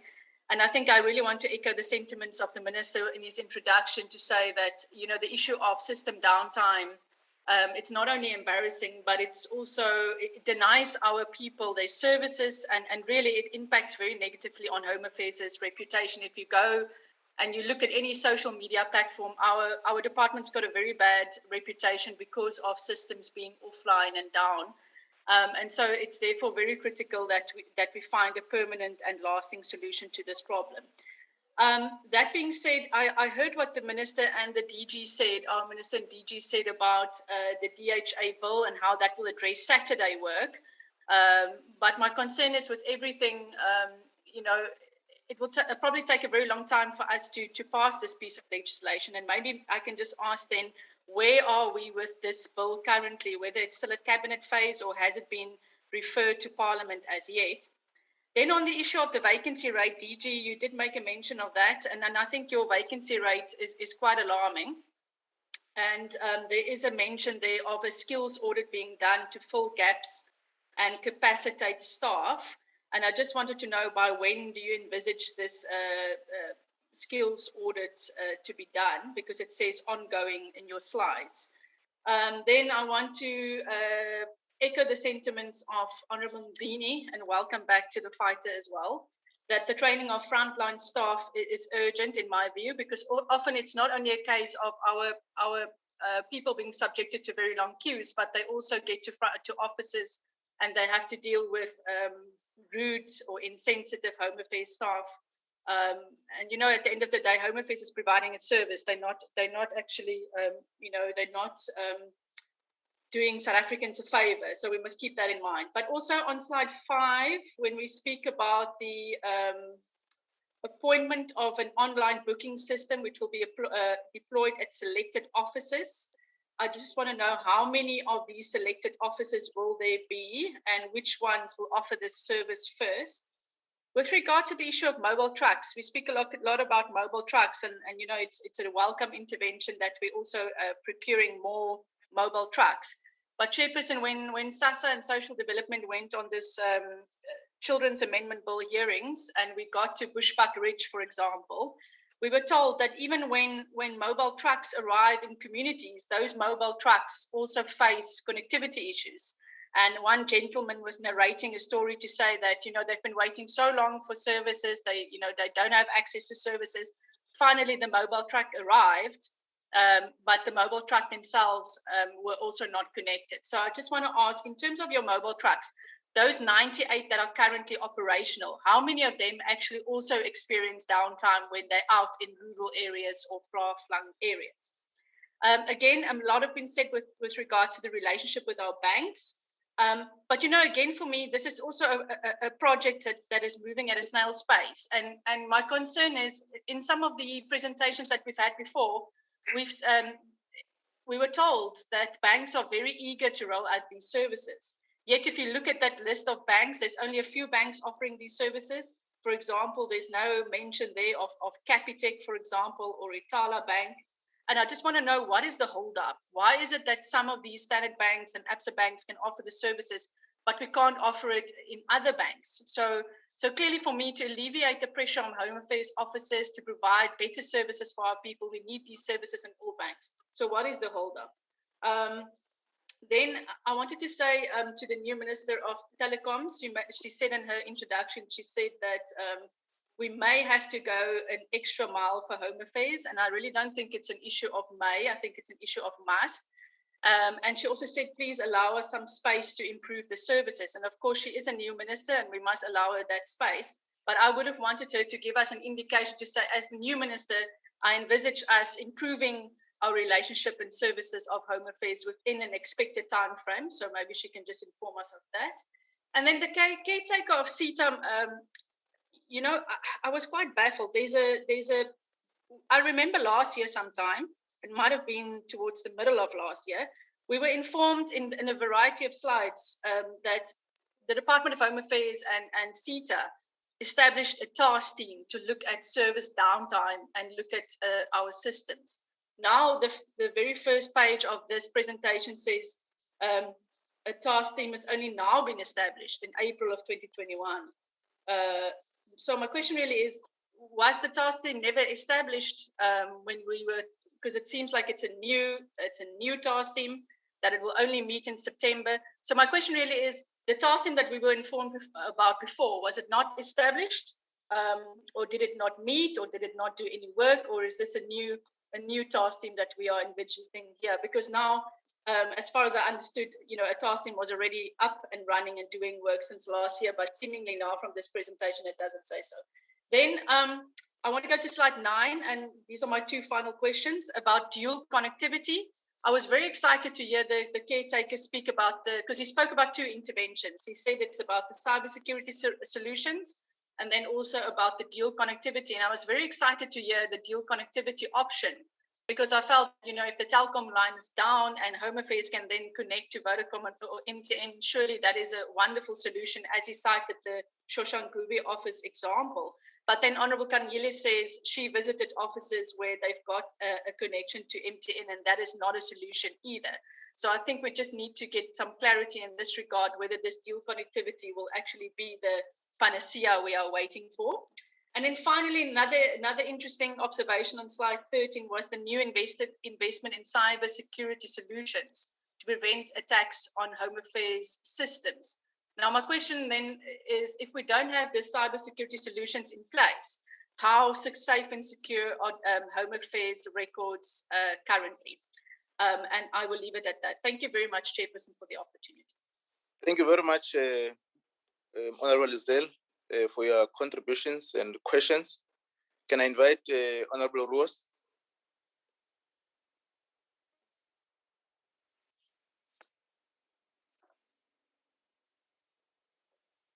Thank you, Chair. Chairperson, I'd just like to start by welcoming Honourable Ramabuleng and extend my congratulations to Honourable Madise and Kanyile, who was elected as a DA whip in the National Assembly. And then congratulations to you, Chairperson, Honourable Chabane, even though you forgot to congratulate my election as co-whip at the recent oversight trip. But I forgive you, Chair, and I wish you well. And then I'd like to thank SITA and the Minister and your team for the presentations, the details, and Minister for always attending these meetings. And these meetings are somehow seen as a sports match with teams battling each other for victory.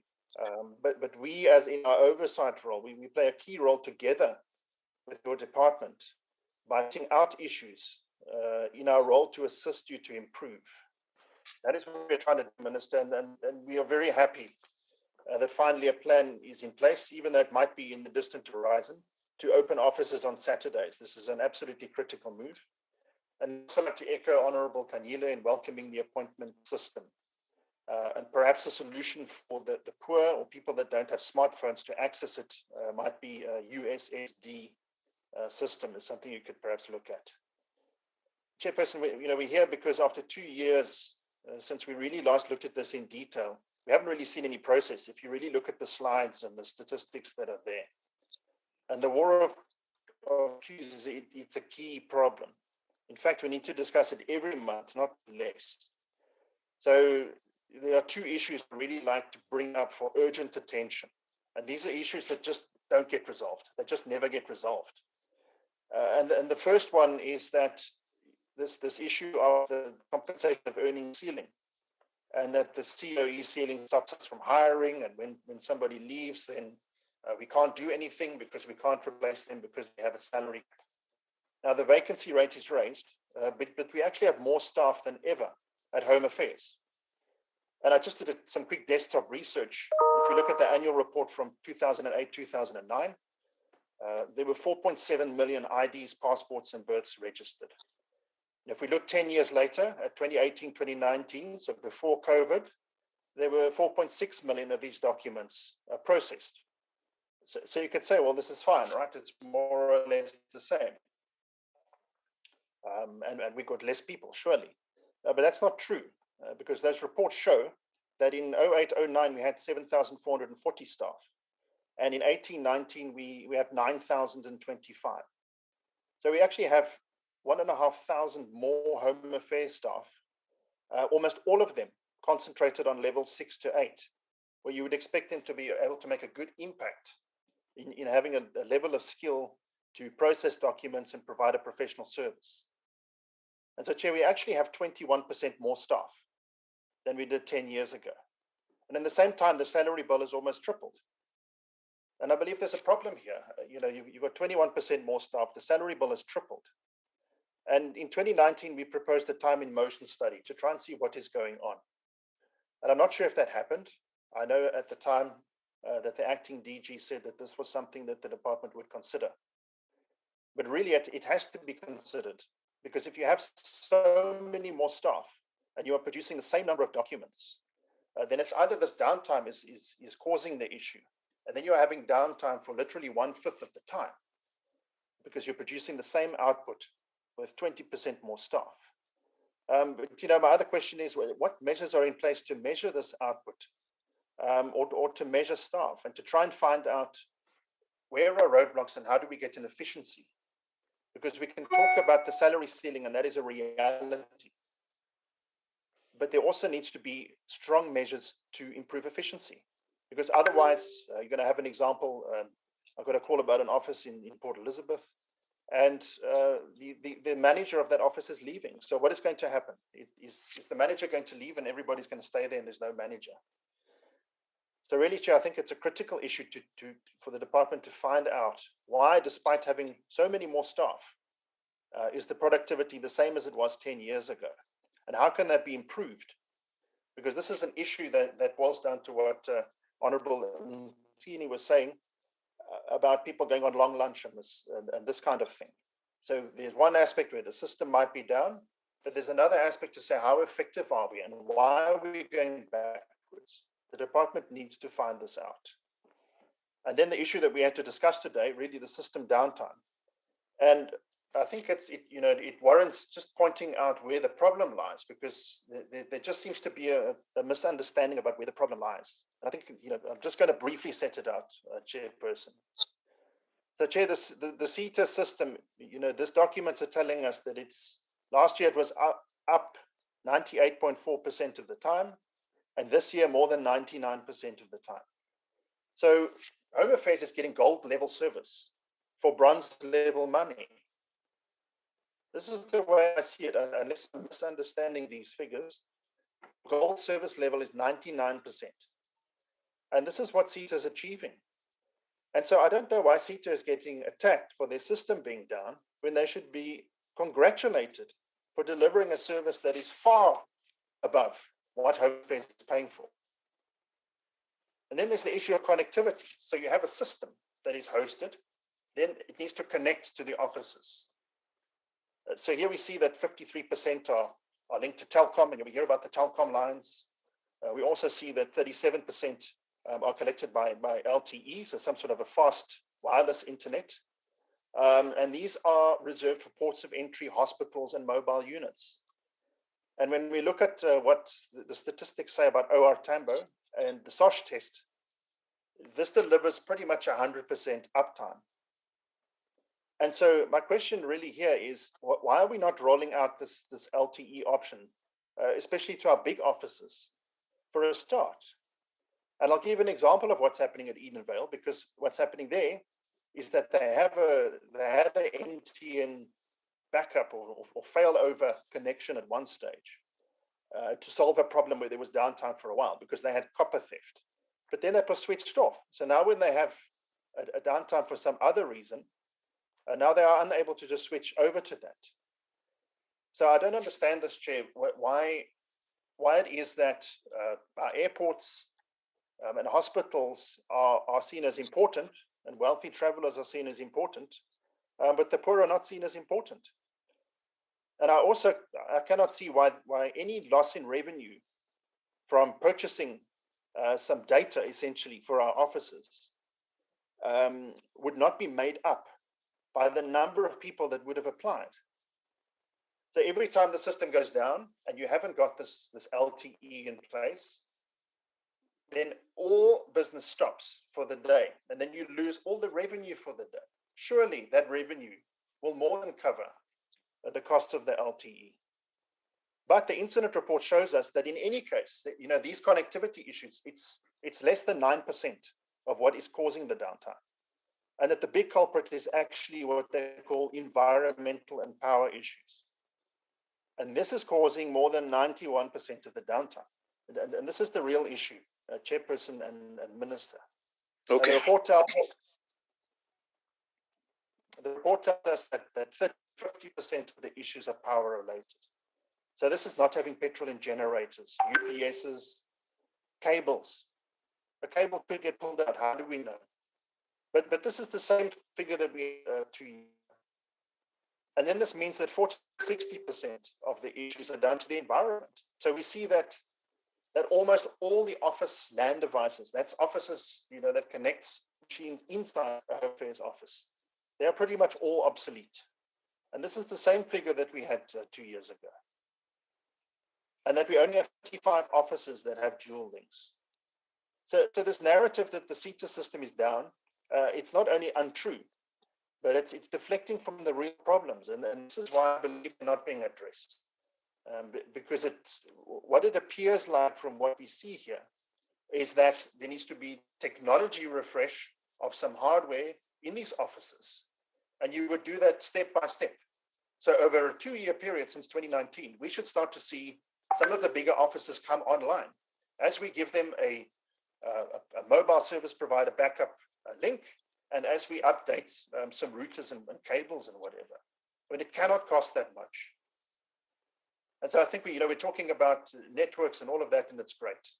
But really, Chair, we need to see some action on this because these figures are not moving. They haven't moved in 2 years. Okay. Chair, the final issue really from my point of view is that, all of this is going to take some amount of time. And Chairperson, at the end of the day, people are standing outside of Home Affairs offices. And it's not only about a money issue. Can we get the money and all that? This is an issue of humanity. It's an issue of human dignity. If you walk to Parliament and you walk past that office over there and you see people, they're slouched against the wall and they're just absolutely pulling their hair out. And we need to start measuring this process. We need to start saying, how many of these LAN devices in offices are being replaced? How many offices have dual links? Where are we prioritizing this? Because it cannot be that there's absolutely no money and we cannot do this. My understanding is that SITA was called in with dimension data to do an analysis of the situation, come up with proposals. Okay, the Department of Home Affairs is not going to. Yes, okay, Honorable Rose, I think you have made your point. Chairperson, I'm almost finished. And so my question, Chair, is how is this progress being measured against getting these office devices in there and getting more dual links, especially to the large offices, so that we can start to deal with this issue? Thank you, Chair. Okay, thank you very much, Honorable Rose, for your contribution. You're a co-whip, so you will understand the time frame we're dealing with. Let me invite Honorable Pile.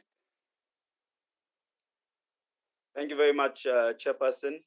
And let me also join other members in congratulating you and all other members who have been given new tasks to lead us. Thank you very much. Chair, I think for me, I want to start off by saying that it's important for us to give credit where credit is due. And I think we all understand that a year and a half later, that we are facing a pandemic that one has never planned for in COVID. And we must applaud the department for having taken and put measures into place to still be able to provide a service that they continue to provide.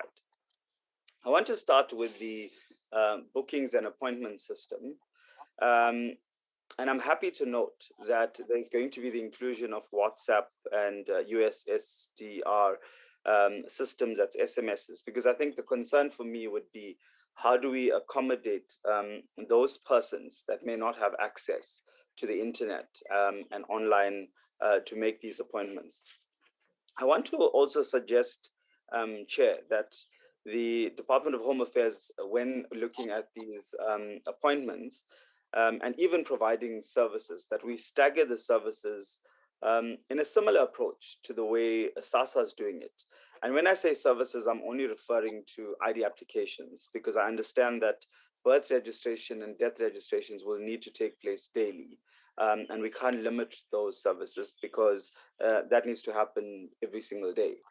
But with the ID applications, we can be able to stagger it, whether it's age groups, whether it's birth months, whether it's surnames, etc. Also because it reduces risk, so that you don't get, your elderly coming in, mixing up with younger people, etc., etc. Chair, I also want to just reiterate that the non-appointment with regards to SITA needs to be fast-tracked, and we need to have a way forward on that, because that assists with a lot of our challenges that we may experience. The other one is to actually say that fiber and the use of fiber should be one of the preferred approaches, as we all know that we are in the 4th IR. And it's important that we be able to make use of fiber in all our offices and try to increase this, because that, I think, is going to help us resolve many of the challenges that we face. Chair, with regards to mobile trucks, I think there's sufficient evidence and statistics that prove that this is by far one of our best and smartest approaches. And I think it's important for us to look at how we increase that and how we continue to make use of this. Also, for us to increase the partnership with banks, and I think it's taking far too long for many more banks to be equipped and to provide the service. And I think we need to be able to just have a timeline and say that we're going to be able to fast track this and be able to provide more banks with the opportunity to provide the service.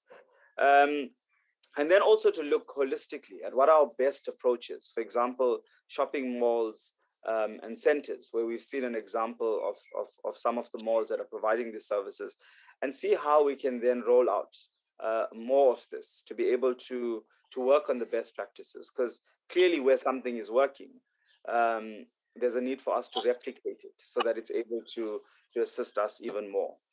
And then also to look at the approach of SASSA offices, where some of our home affairs are actually based within SASSA offices or next to SASSA offices, because this then just provides services to people holistically, and so that they don't need to be, taking public transport to two offices to get a service. They can be able to do both IDs or Home Affairs services as well as SASA.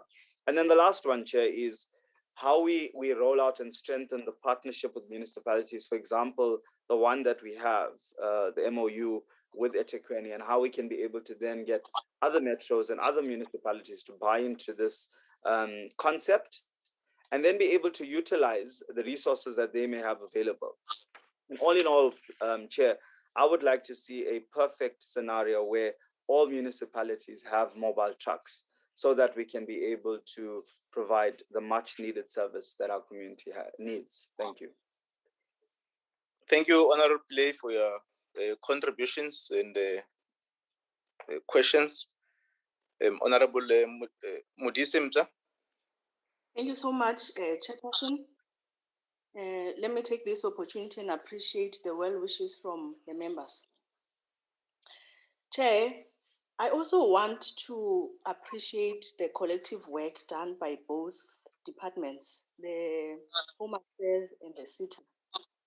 The presentations give comfort with the progress that has been provided, to say that the two departments seems to be cooperative with each other in finding solutions, in making sure that we assist and aid the challenges that the Department of Home Affairs particularly is faced with.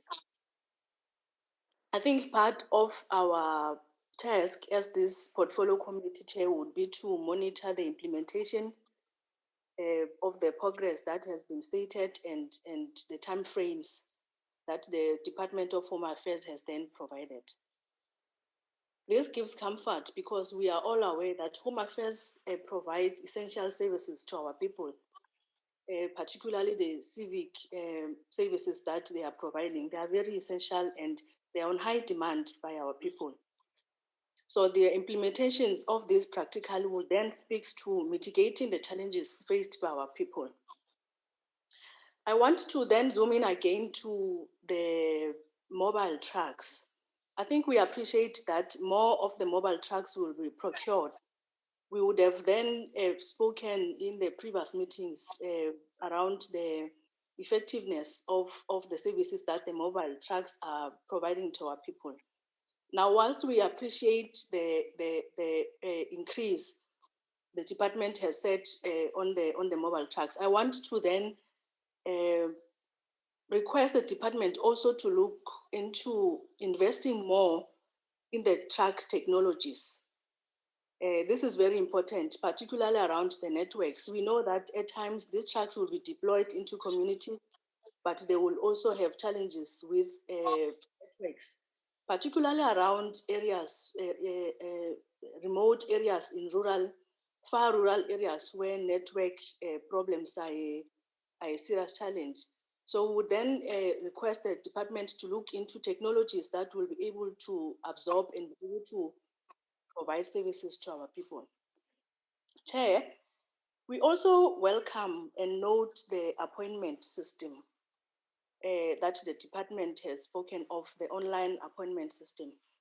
I want to raise a concern that we hope that whilst this looks into aiding the queues, the long queues that people stand outside in the offices, we hope that it will also not reduce the number of services that we are able to provide as a department, meaning that they will not then manage small numbers. We know that our department manages or sees huge volumes of clients on a daily basis. Now we hope when they do the appointment system, they will not then reduce numbers to a lower volumes to such an extent that the department does not then reach its target. So we expect that the people or the clients that Home Affairs services or sees on daily basis would still be in huge numbers, whilst we are then mitigating the long queues outside.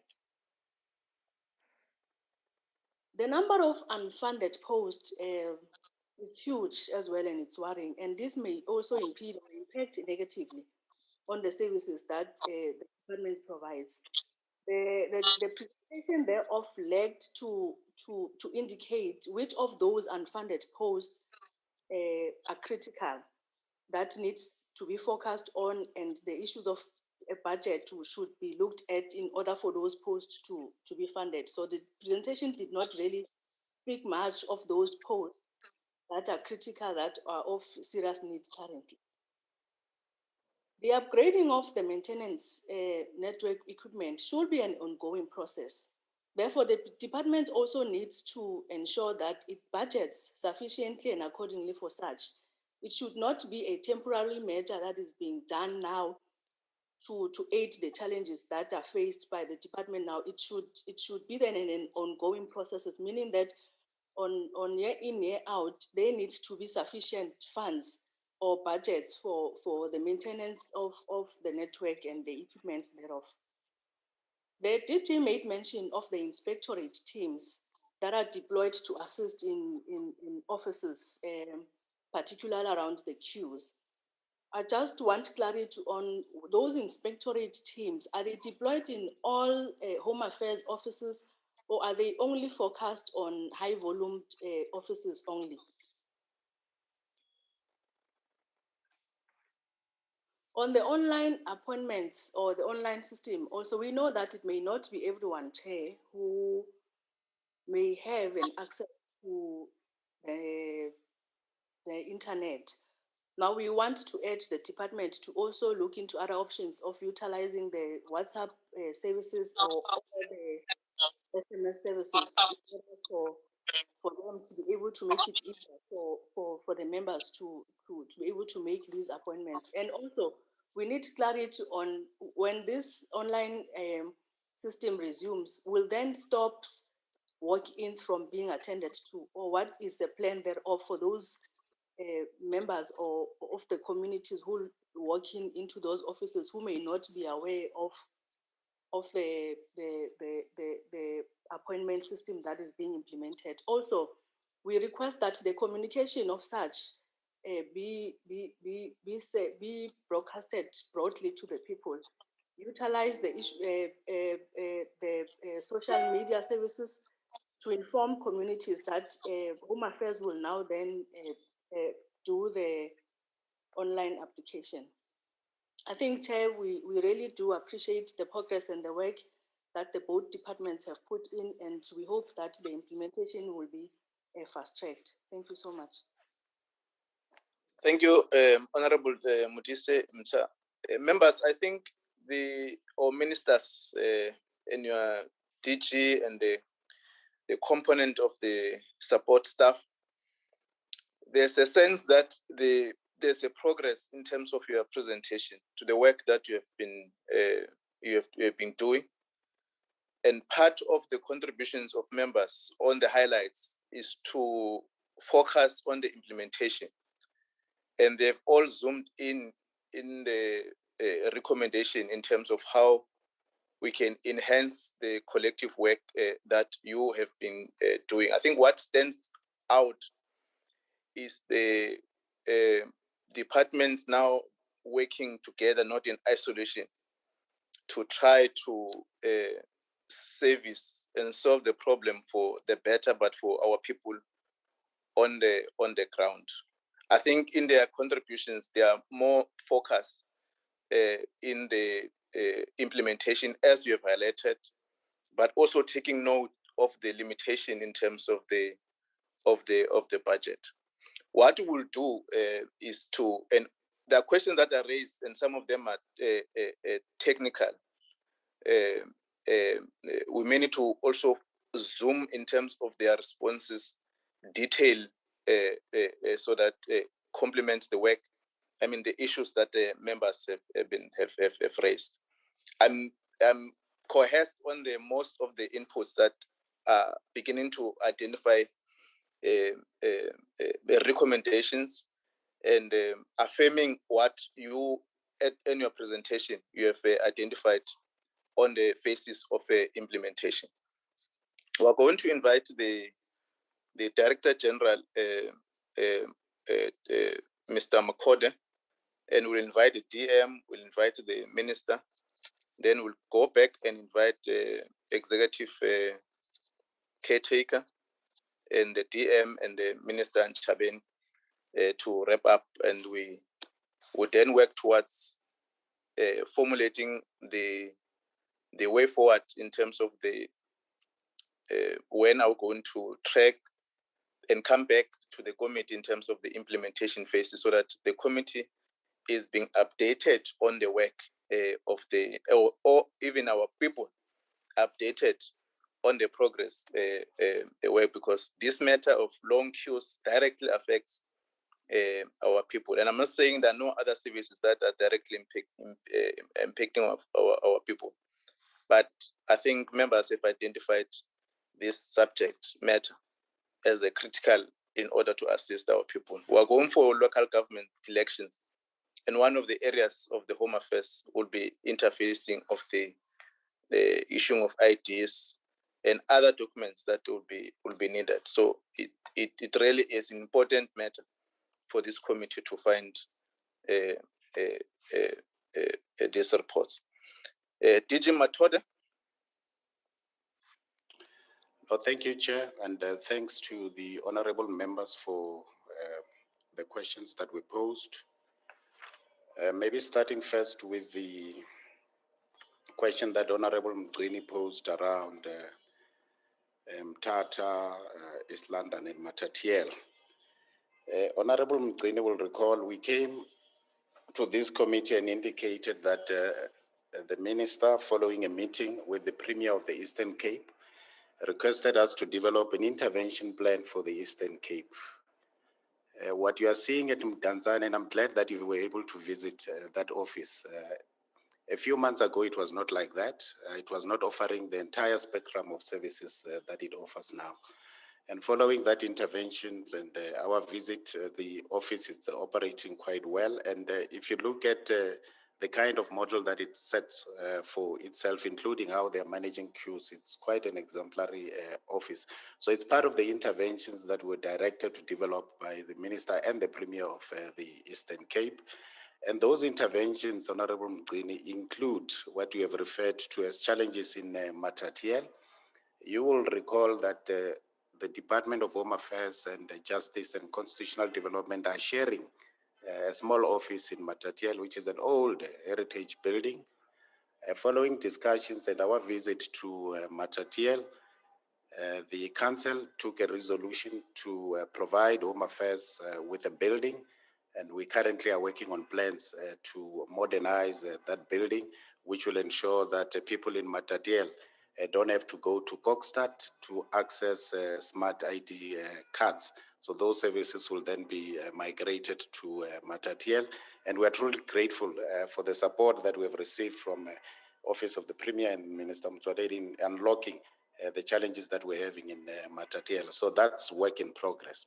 On Mthatha, Chair, the issue that you raised as well, as part of the interventions again directed by the Premier and the Minister, we went to Mthatha to look at what sort of intervention measures we could deploy, and I truly appreciate the support we received from DDJ Mavuso. The CFO was leading the team, and Mr. Ngasana.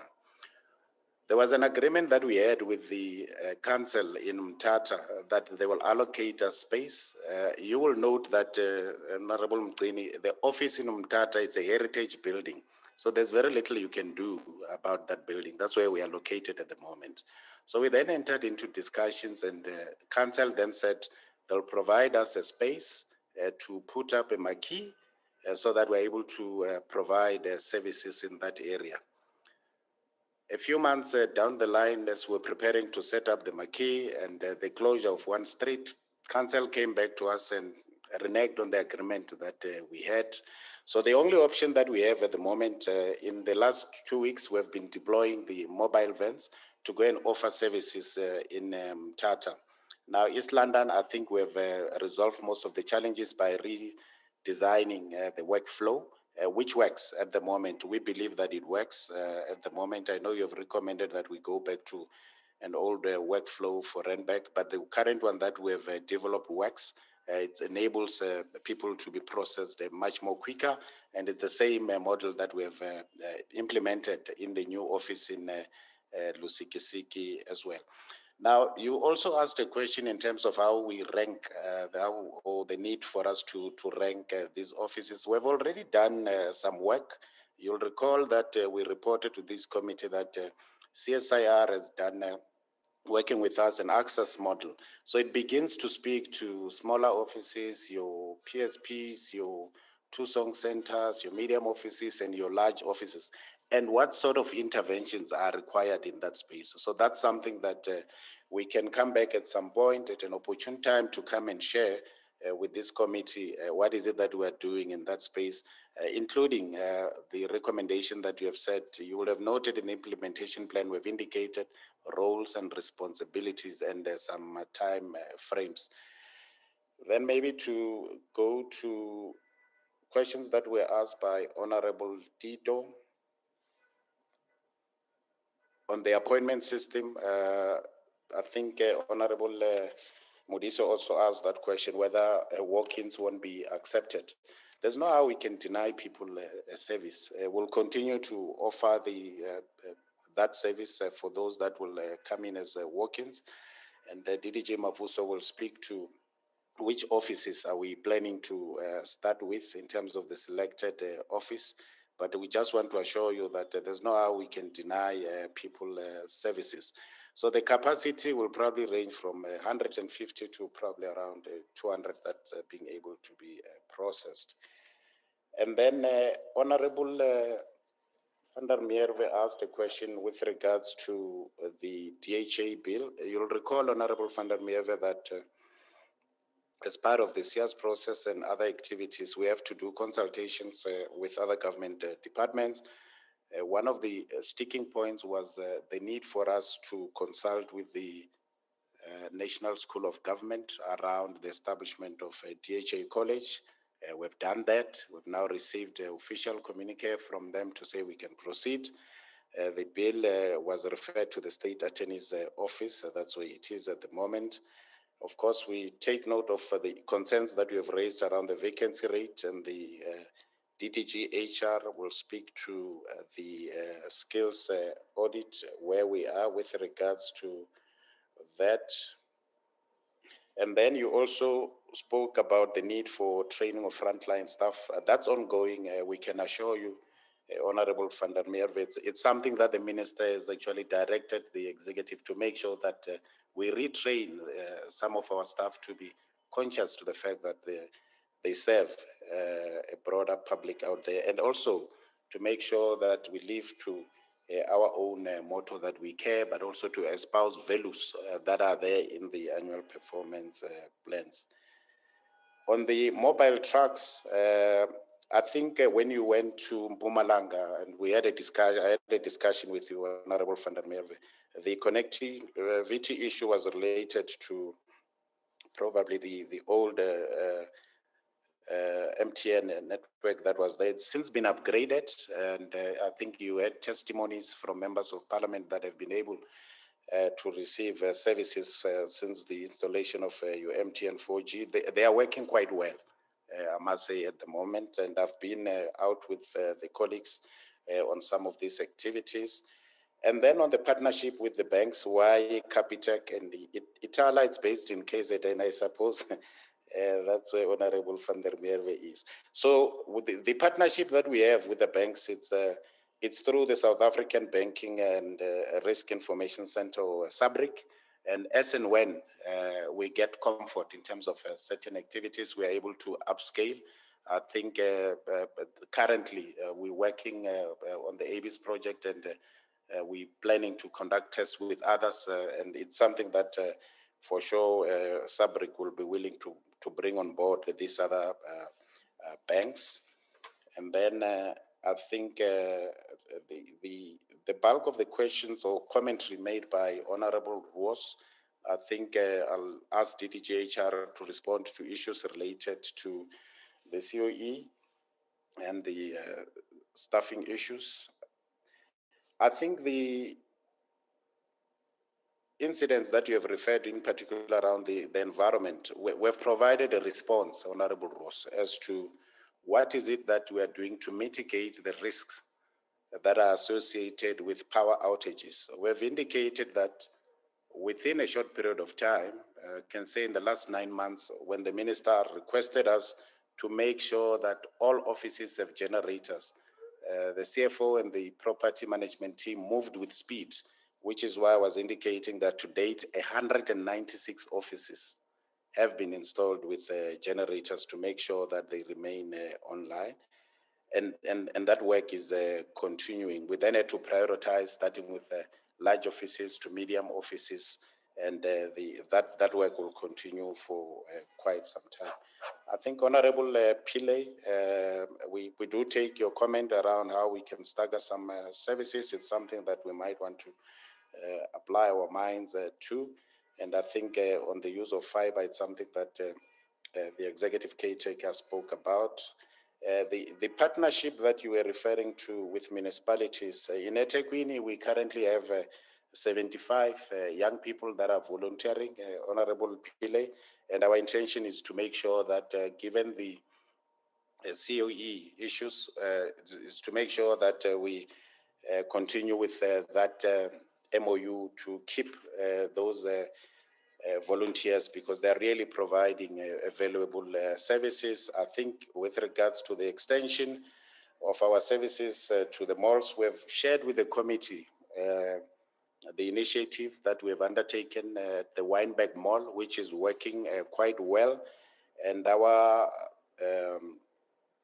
indication is that we should be able to extend these services to other malls. We're in discussions with the Public Investment Corporation to look at how we can roll out a similar initiative in Mainlane, that is in Pretoria, Mimosa in Bloemfontein, Pavilion in KZN, Cresta in Randburg, which will take the pressure from the Randburg office. We're looking at Southgate, which will take off the pressure from the office in Maponya Mall, and also the one that was recently vandalized at Bara Mall, Westgate on the West End, which will take off the pressure from the Rodiport office, which is really under tremendous pressure, and then Tiger Valley in the Western Cape. So that's work that's ongoing. Honorable Modise, I think we do take the comment that we'll continue to come before the committee and provide updates on where we are with regards to the plan. On the truck technologies, I think one of the innovations that we spoke about with regards to the VSAT, it's one of those technologies that we are embracing, and will continue to invest in technology, including what we've just referred to. And the last one, Chair, on the questions that were raised by, I think it was Honorable Lekwase, and the partnership with the banks. The executive caretaker of SITA has indicated that the banks have indicated that we need to move with speed towards a dual connectivity. And for sure, he will speak to the timeframes as to by when we are likely to receive that. I think I'll pause here on the other ones, maybe, Chair, before I pause. Honorable Kanyile asked us where we are with regards to the EWP program. As part of the same arrangement or commitment between the Minister of Home Affairs and the Premier in the Eastern Cape, the MEC for Copter offered a number of EW Extended Public Works Program volunteers, and they were assisting in East London and the other areas, and that work is continuing. On whether we will require additional staff for mobiles, of course, we might need to reprioritize internally to look at some of those. And then you asked us to share with you the deployment plan of the mobile vans. We'll definitely do that before the end of the day. And where will they be located? Each province will have, from the 10, each province will have an additional VSAT mobile that will assist in terms of areas that are quite rural. So maybe allow me, Chair, to request DDG HR to speak to issues that were raised with regards to human resources, and also Mr. Mavuso. Thank you. Thank you, DG. Mr. Mavuso, briefly. Thank you, Chairperson. So I'll just speak to I think the first one relates to the appointment system of elected offices.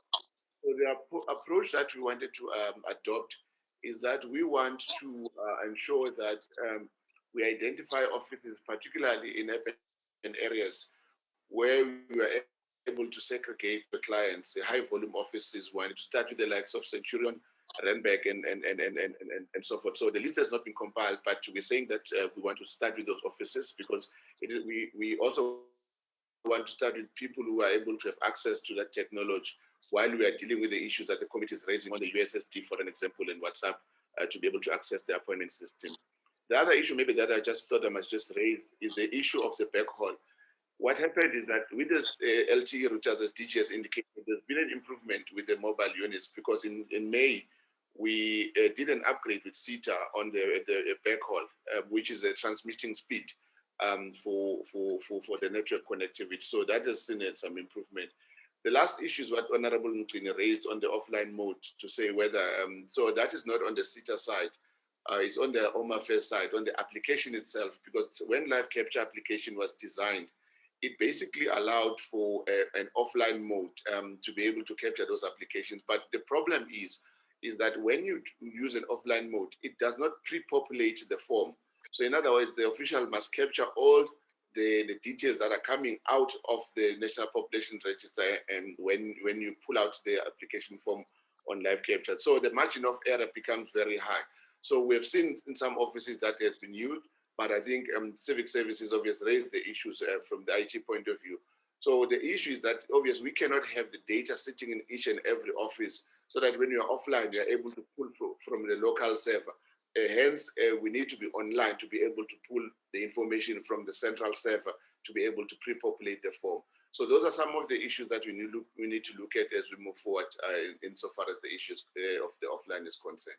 Thank you, Chairperson and members. Thank you, Mr. Mavuso. DDGHR, briefly. Yes, good morning, honorable members. Good morning, Chairperson, Minister, and all. I will respond to just a few questions that were raised on the issues of staffing. Let me start by saying that the DG is correct that with the staffing of mobile offices, we are working on a plan of identifying, retraining, and remobilizing staff internally for purposes of allowing them to do work for mobile trucks. And we are working together with civic services to identify exactly where these mobile trucks will be deployed so that we deploy the staff that are in those areas, Chairperson. And secondly, we were asked a question on the issue of the skills audit. We are saying that we have already started with the process of skills audit. Our first focus was on SMS members. We started conducting skills audit for SMS members in the branches of IT and civic services, and the process is underway. We are hoping to conclude all SMS members, even in all other branches, by the end of this quarter. And Chairperson, the project has been demarcated in terms of the different phases. The next phase will be to look at levels 10 to level 12, and that will happen between quarter 2 and quarter 3. And then in quarter 4, we'll be finalizing the lower levels of in the skills audit process. Concurrent with the process of conducting the skills audit is the ongoing training and development that has been identified. So in areas where we identified managers that need strategic skills that are requisite for them to carry out their current responsibilities, we are already partnering with NSG, as the Director General has mentioned earlier on, and we are offering them different levels of management and leadership development programs that include their ability to manage the programs and processes that are required in front offices. We are also training staff in front offices on professionalism and dealing with issues of attitudes and service delivery improvement. So those are the ongoing training programs that we are leading. Honorable Roos did ask a question about productivity and efficiency management. And yes, indeed, our OD team does conduct time and motion studies, and in the time period that he was referring to prior to 1997-98, the study was conducted, and by the time that the smart card was introduced, our time and motion studies used specific measurement tools, specialized measurement tools to identify how long it would take for each staff member to do a smart card from application end to end. And so we determined that it would take 15 minutes under normal circumstances, and then we multiply that by the number of staff that are available and determine targets that are realistic considering all the environmental factors. And so we are saying that the time and motion studies that are there are the ones that gave us the norms and standards for the targets that have been set, and we use the scientific process to do that. But we'll continue to intensify efficiency management so that we can measure what are the other environmental factors that may be causing the efficiency to be low where it is low. Chairperson, then I'm also expected to answer on the issue of the unfunded posts that are critical. I think it was asked by Honorable Mudisempia. Indeed, we have identified the posts that are critical and that are unfunded.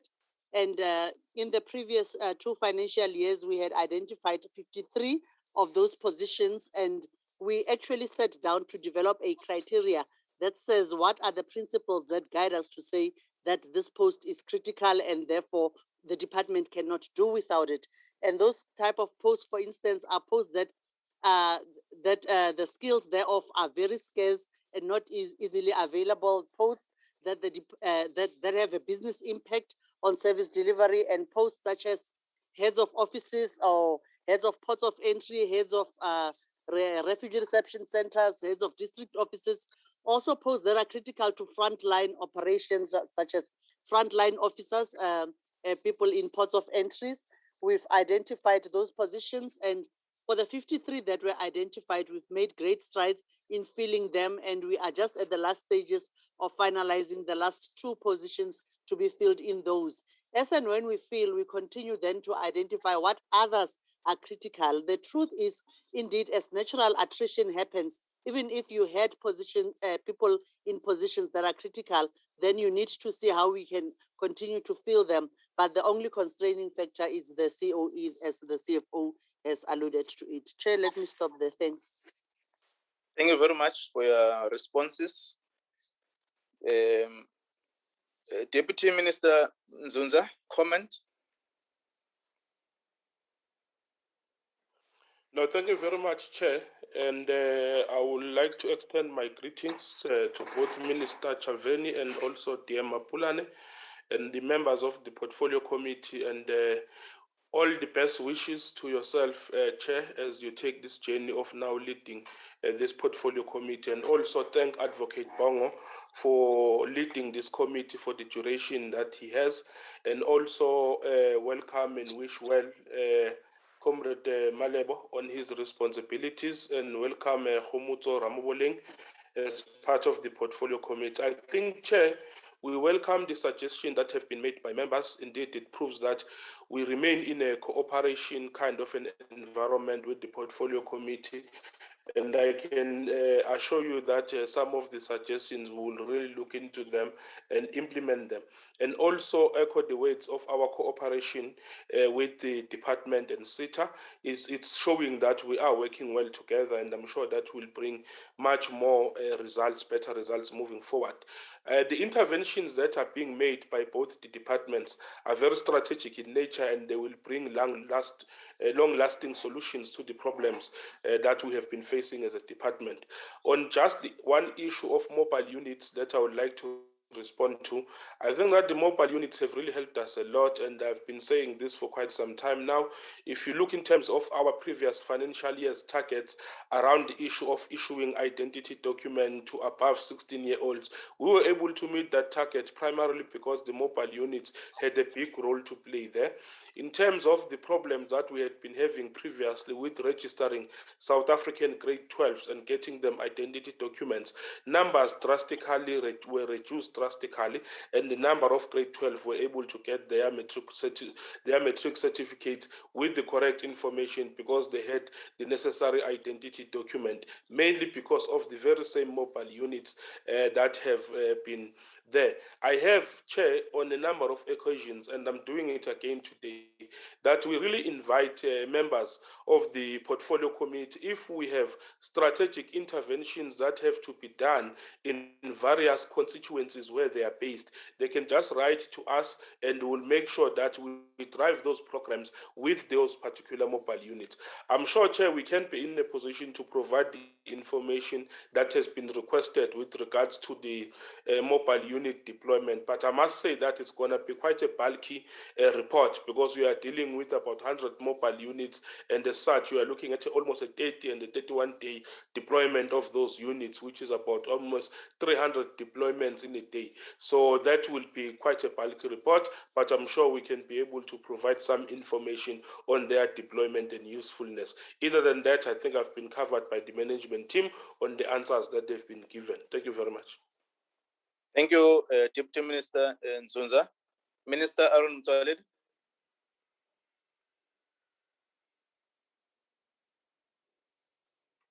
Thank you very much. Thank you very much, Chair. And thank you, honorable members, for the very important inputs, and we've been listening very carefully. When I spoke earlier, I did not acknowledge the presence of Honorable Phil Mapulana, the Deputy Minister of Communication and Digital Technologies. My apologies, I was not aware that is on the platform. We welcome him and also take the opportunity to congratulate him. Chairperson, all said and done, I can assure you, if we don't resolve this issue of connectivity and downtime, this whole meeting we've been having today will be in vain. I'm not saying so as a pessimist. I'm not a pessimist. I'm an eternal optimist. But I've just told you this morning, Chairperson, and I want to expand on that. I've got a bunch of documents here in front of me. Letters exchanged between ministers in both departments, including SITA. Ministers and DGs exchanging letters. It's a bundle of them from as far back as 2016. At the end of this bundle I'm having, it's a presentation titled DAH IT System Modernization, subheading Service Disruption Due to Connectivity Issues. This presentation was made to a joint meeting of Portfolio Committee of Home Affairs and Telecommunications and Postal Services on the 6th of September 2016. They were doing exactly what we are doing here, saying the same things. Now, I'm just saying that because there ought to be progress for this. We can't be repeating the same things all over and all over again and not producing any results. It is not good for our country, and I'm really praying that we deal with this matter as soon as possible. At the end of the presentation is a heading, Current Networks and Data Center High-Level Architecture. That was 2016. So Chairperson, the issues we are at have been on the table between the two departments and SITA for almost half a decade or 3/4 of a decade, if we count from 2015. So I'm really just appealing that if we don't resolve them and within the next coming months, then this meeting will have been in vain. Let me touch up on a few issues. The issues mentioned by Honorable Lizel van der Merwe and also Honorable Kanile about the banks. Let us be honest to you, Chairperson. The banks are very enthusiastic to come to the party, but they are worried about their reputation on the issue of downtime.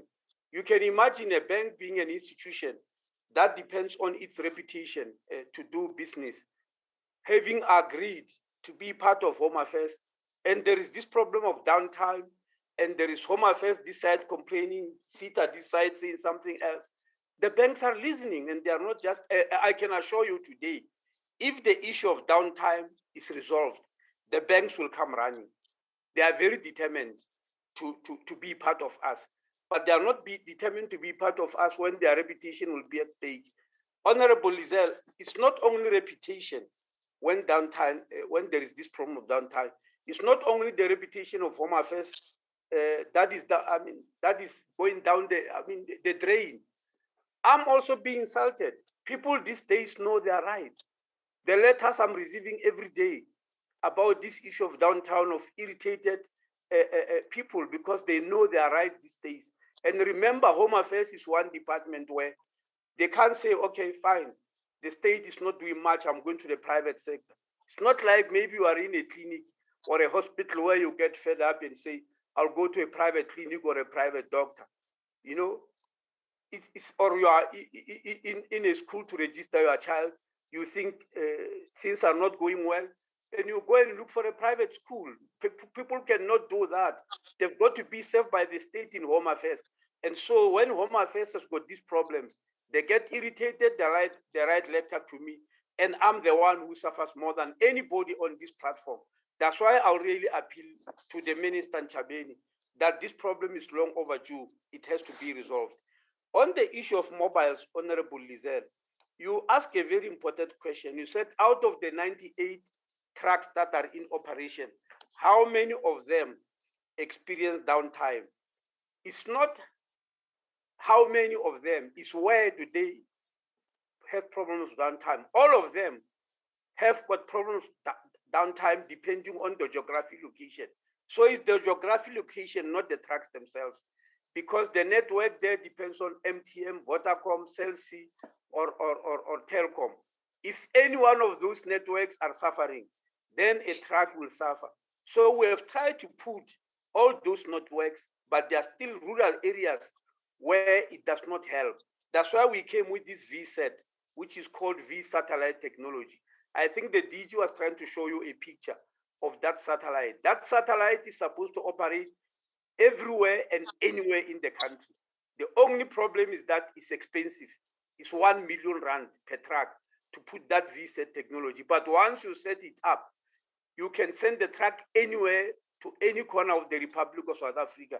They won't have this problem of network connectivity. But if there's still downtime in Home Affairs, they will also suffer, unfortunately. Now, we said we are buying 10 more simply because we looked at the money we have up to the end of the financial year to increase by 10. But in the new financial year, we want to increase them because our ultimate aim is that within a short space of time, we must increase them by 100%, meaning from 100 trucks to about 200 trucks and take it up there because it's a very important mode of delivery, not only to help reduce the queues, but it helps people to save money because they don't have to travel long distances to Home Affairs officials where they arrive having paid money, then there is downtime, they must come back again and spend more money. So if the trucks go to their villages, they don't have to travel such distances. That's why we believe it's so important. Excuse me, Chairperson. Chairperson, so I think let me stop there, but just finalize to my colleague here, my two colleagues, the Minister and Deputy Minister in telecommunication. Please, the Department of Home Affairs is suffering, the country is suffering. Let's find a solution to this problem. Thank you very much. Thank you very much, Honorable Minister Mtswaledi. Let me invite the Executive Caretaker. Thank you very much, Honorable Chair. And indeed, I think continuing with what Minister Motsoaledi has said, but also with what Honorable Ross has explained, the crux of the issues, I really share the same frustrations, Honorable Kanyile, that you have, because the solutions are not new. The solutions were proposed in 2019 already. And the solutions are not rocket science. It's about each party implementing what those advice, what those solutions are for. And we indeed commit that SITA will implement what it is accountable and responsible for. And we are more than willing, Honorable Chair, to come to this committee every quarter to account on what we are doing for what, as SITA, we indeed are accountable for. And then as you ask, Honorable Kanyile, you know what happened in Edenvale and in Benoni, the copper that was stolen. Even Telkom now is not even Honorable Chwaku protecting copper. They are going ahead installing fiber. across some of their own entities that have fiber. And we're saying as SITA, can we go that route, DHA? Can you task us? Can I do that tomorrow? And also, Honorable van der Merwe, on dual links, we can talk as much as we need to, but we need to have dual links for all our offices. We do it with all the SITA's clients, whether is it SASSA, whether is it police, whether is it defense, and I can confirm their networks are stable. They don't have these challenges because we have already implemented these solutions. And our plea is, can we do that? The solutions are available, they exist today. And we commit that when SITA is tasked to implement, whether is it fiber, is it dual links, we will indeed do it within a very short time frame. We've already explained that our procurement process for bandwidth is now for connectivity. We've reduced it from the 21 days to 7 days. Implementation of that, we're even fast-tracking it to ensure that it's done within a very short time frame. And as SITA, we commit to the committee as and when mandated by the Department of Home Affairs, we will implement that. And we agree, Minister Motsoaledi, the banks are not going to join. I'm a banker, I come from the banks. The banks will not agree to this unless you provide them dual links. SASSA has dual links in all their 2,452 offices. They have dual links. I established them in 2006. So we need to go beyond talking about these things and going to implementation. That's why then, Honorable van der Merwe, we are now saying that task team that was led at DDG level before, we are now saying myself and the DG needs to sit in that task team, and that's what we're now doing now, so that we don't just review the current service. We now review what is it exactly are we both doing to ensure that we upgrade the service, and SITA will indeed do what it needs to do and account to that. And in terms of offline solutions and all other avenues, as explained also by DDG Mavuso, we are also saying as SITA, we have solution engineers, technology engineers that are also available to work with Home Affairs to see what other possible solutions, what other things we can do as we re-engineer their solutions. So as and when we're given that access by Home Affairs, we are free as SITA and we're willing to provide those resources at no cost to Home Affairs to provide the additional advisory type services.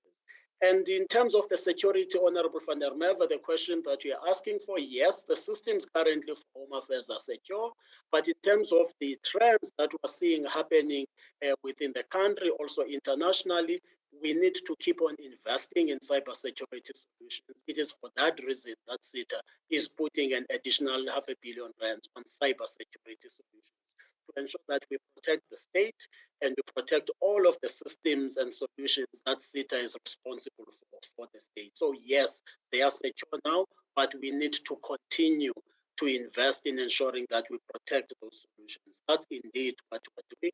And lastly, Honorable Kanyile, what you are raising, that from 2019 up to 2021, what has been done, that's what we are committing to now, to say, SITA Home Affairs, can you now stop talking?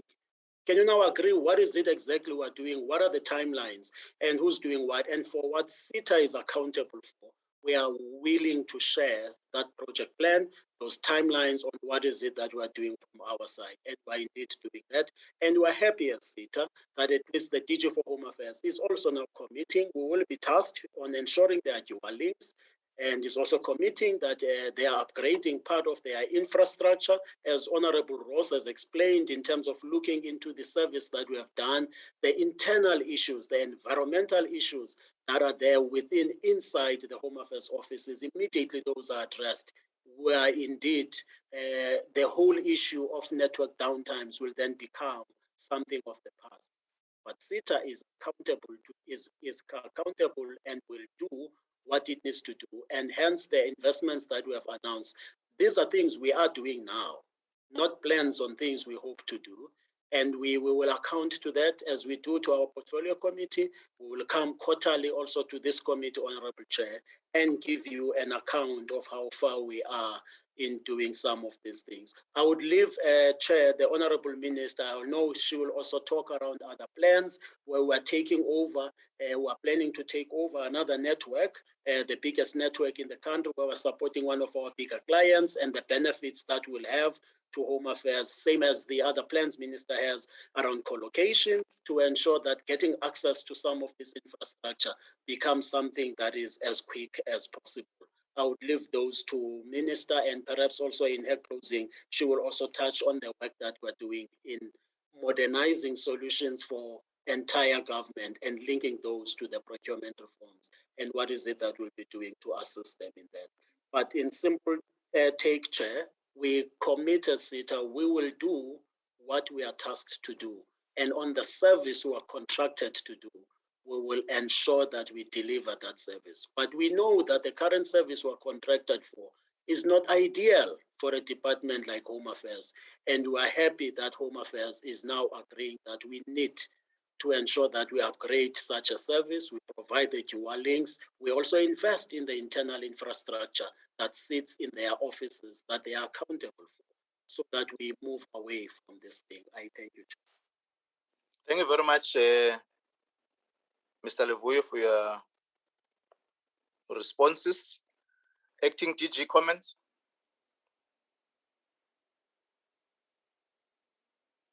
Chair, there are no comments from me. I will then leave it to the Deputy Minister and the Minister. Thank you. Thank you very much, Acting DG. Deputy Minister Mapulane, comment.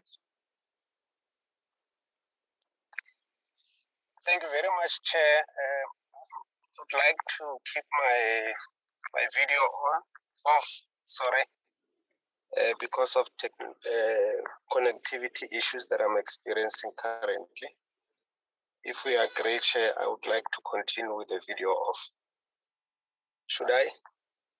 Proceed, Deputy Minister. I think you are noting your connectivity issues in the presence of SITA now.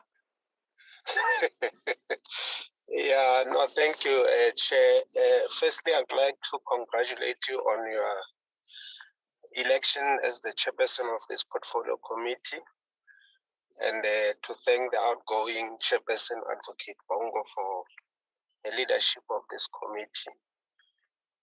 Greetings to the Minister, Minister Chaveni, Minister Mtswaledi, and Deputy Minister Nzuza. We have been listening, Chair, to the issues raised by members, and we have been taking notes. Our comments will be rendered by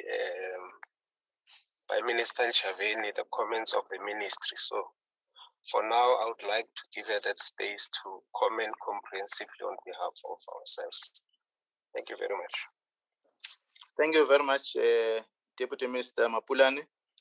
Minister Nchabin. Thank you, Chairperson.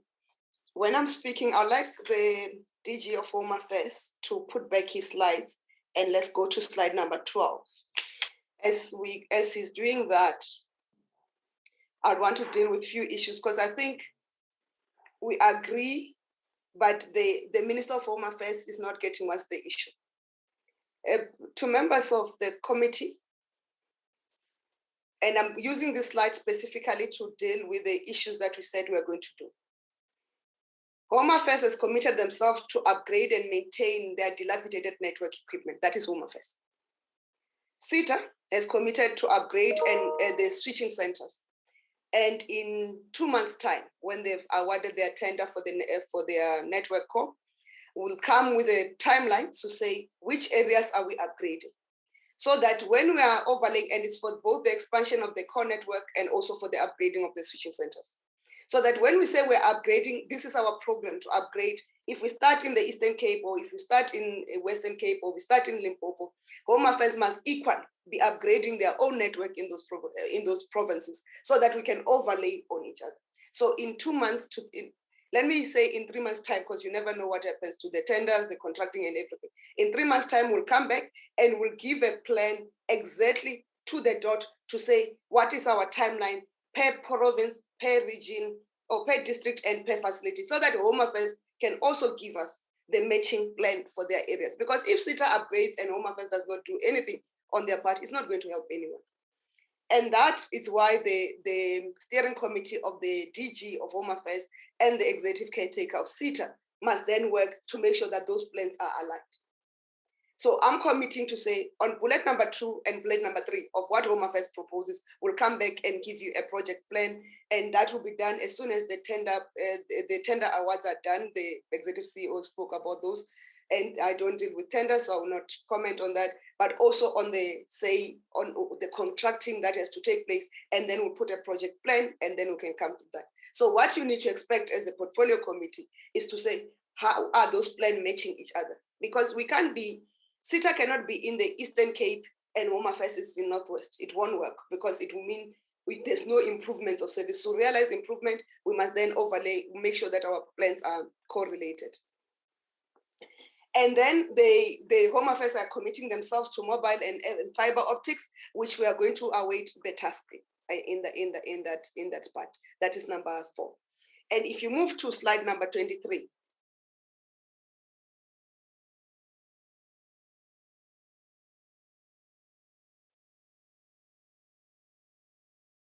Is the same thing I was talking about in terms of what we commit ourselves. Let me give an example on number 2, line number 2 on preventative maintenance on network. It says DHA and SITA. SITA's involvement there, it's only the procurement process. The executive CEO caretaker has spoken about that we have improved on our procurement processes, but we are working to make sure some of the procurement work must be delegated to departments and they can conclude that. I cannot now announce the exact start of period, but we're going to go to cabinet and say, this is what we're delegating, but I need concurrence of the Minister of Public Service and Administration because it has implication on the SITA procurement staff or supply chain management staff.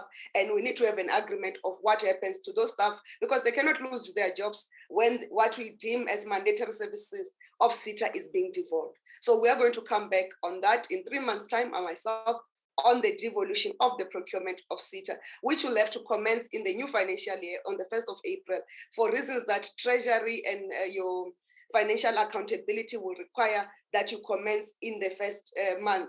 But towards then, SITA will be working to make sure that the panel contracts are in place. They'll be working to make sure that the technology specs are in place. They'll be working to make sure that the security architecture and the IPAs that are relevant for that process are in place. And those other things I've already spoken about to say we are going to come back and give you a full plan. And I don't want to go to the slide that talks about environmental issues, but I want to talk to other things that Home Affairs has raised in terms of work. And members have raised their issues around the trucks, on connectivity. As the DG of Home Affairs explained, and also the minister tried to explain, to say when a truck goes, it doesn't matter whether they put the VSAT. The VSAT does not carry a distance range of more than 80 kilometers. It does 80 kilometers to 100 kilometers, but the network stability will not be there. So what we are trying to do, what we call SA Connect Phase 1A or Phase 1B, is to aggregate the government networks to make sure that when the police, because we are taking over the police network, and from the police network, because the police network is vaster than the Home Affairs network, and I'm hoping later we'll have a conversation with Home Affairs about taking over their own network and make sure that we have stabilized. We're aggregating from the police network and make sure that we connect everybody around that. We're going to overlay that with the VSATs of Centec and the fixed wireless of Centec, and also the telecom copper network, which Telkom are saying they've concluded or they're concluding digitizing the copper one, which will allow them sight and even limit ability of that copper to be stolen, because they can then end-to-end monitor the activity on that network full on, and make sure that we aggregate the government network and extend connectivity, which will mean that if a mobile truck of Home Affairs is in an area, as long as there is a government network, they should be able to latch on and connect throughout. And that's the work that the executive caretaker has indicated, that will aggregate some of the architecture of their programs and their networks to make sure that they have connectivity. That you must give us time. I'm receiving the proposals from the team of SITA, Centec, and Telkom, and we'll have to take them back to our own cabinet discussion and also have a conversation with National Treasury, because it has funding implications for what the work that we want to do. But if it's done, it will fast track what we're doing. We're also engaging with the telcos around what we call open access network to make sure that the co-location that we talk about, that we don't have to trench new things when they're there, but when a government service like a home affairs service has to be rendered, we can plug and play with ease. That's the conversation I'm having with the telcos, CEOs and chairpersons myself. There's the question of whether there was an issue of whether the dual links will be panacea.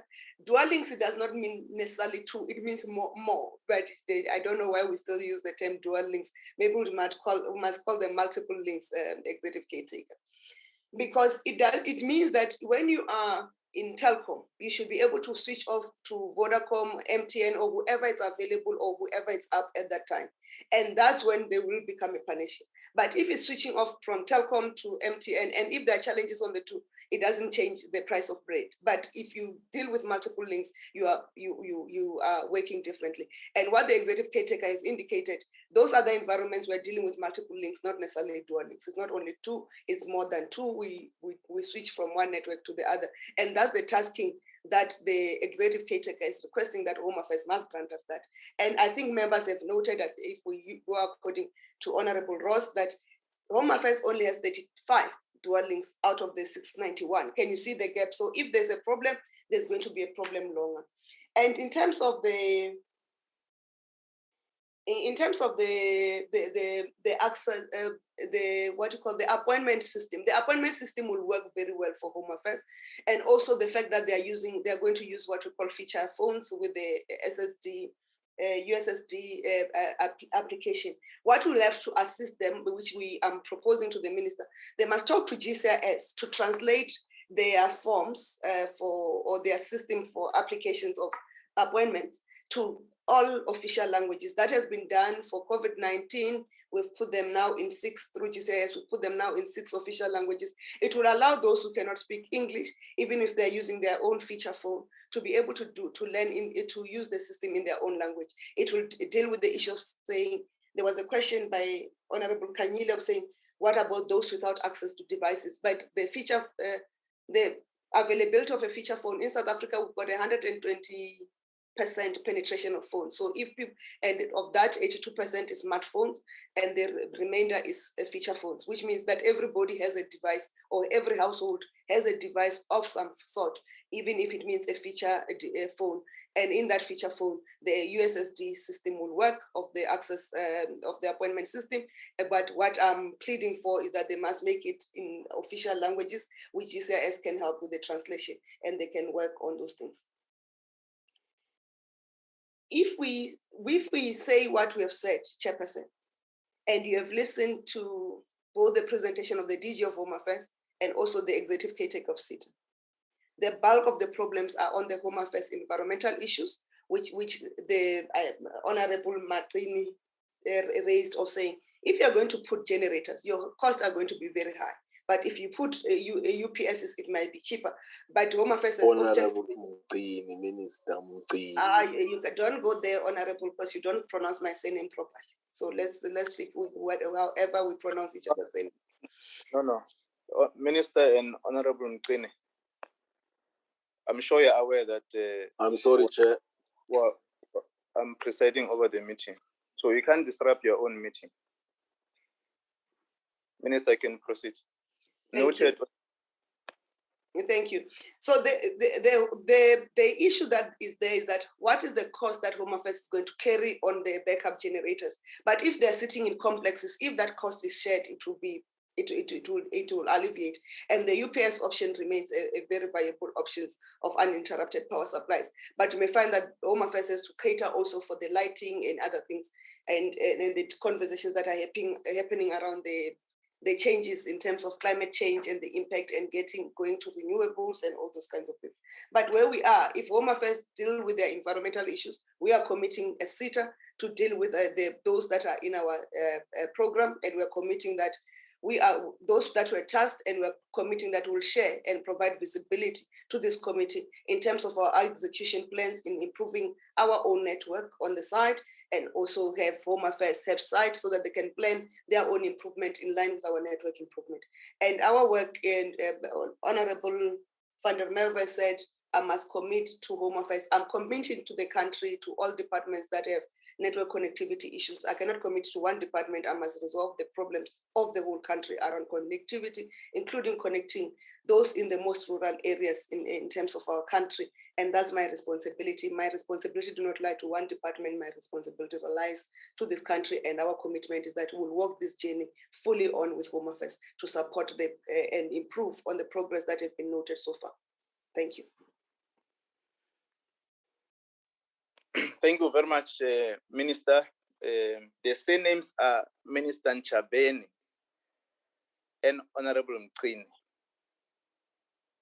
I'm saying that because we're going to interact with the committee in the next session, so practice must be there. Thanks, members, for the good interaction on the reports that have been introduced by both ministers, Minister Arun Zwaledi and Minister Nchabeni, and the DG, both the DG and the executive and DMs and the officials for this presentation. We'll take note of the recommendation that is of our interest and monitor progress and implementation on both the department. And I think all of us will agree that once these challenges are resolved, our communities will benefit more, and it's what stand out in our interest. In our next session, which will interact with the Secretary of the Portfolio Committee, that before the end of the year, we may need to come back with the Department of Home Affairs and SITA to take stock on the progress or on the implementation or phases that they've indicated. And I think there's a good work that is now on the ground to try to assist this department. Minister Nchabeni and Mr. Mtswaledi, what we'll do in the next meeting is that we will present one report, because these reports are highlighting the areas where the weaknesses progress at the level of Home Affairs and SITA. And we'll present one report that talks to the implementation, because you are now beginning to work with the objective to resolve these issues. The area that you are indicated of the task team and the quarterly meetings between the Director General and SITA, we may need to have one report that talk to the issues that we've identified. At least you have given record, Minister Mtswaledi, on the previous decisions of the committee in 2016. But I think we must begin to have a mind of change and give hope to our people when we talk to the issues that are affecting this department. We are comfortable with the areas that have been identified.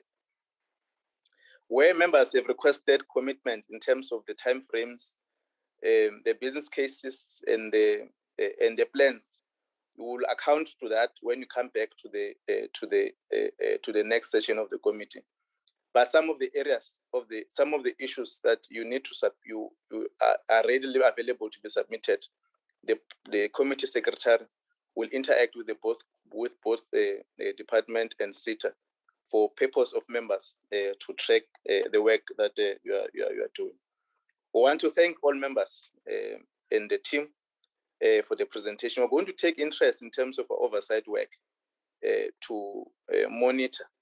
And I think the secretary of the committee, we may need to have and take interest on the conducting of oversight earlier in the year or later this year, just to make an observation on the issues that are raised by the members of the executive, particularly that the presentation must tally in practice with the work at the offices.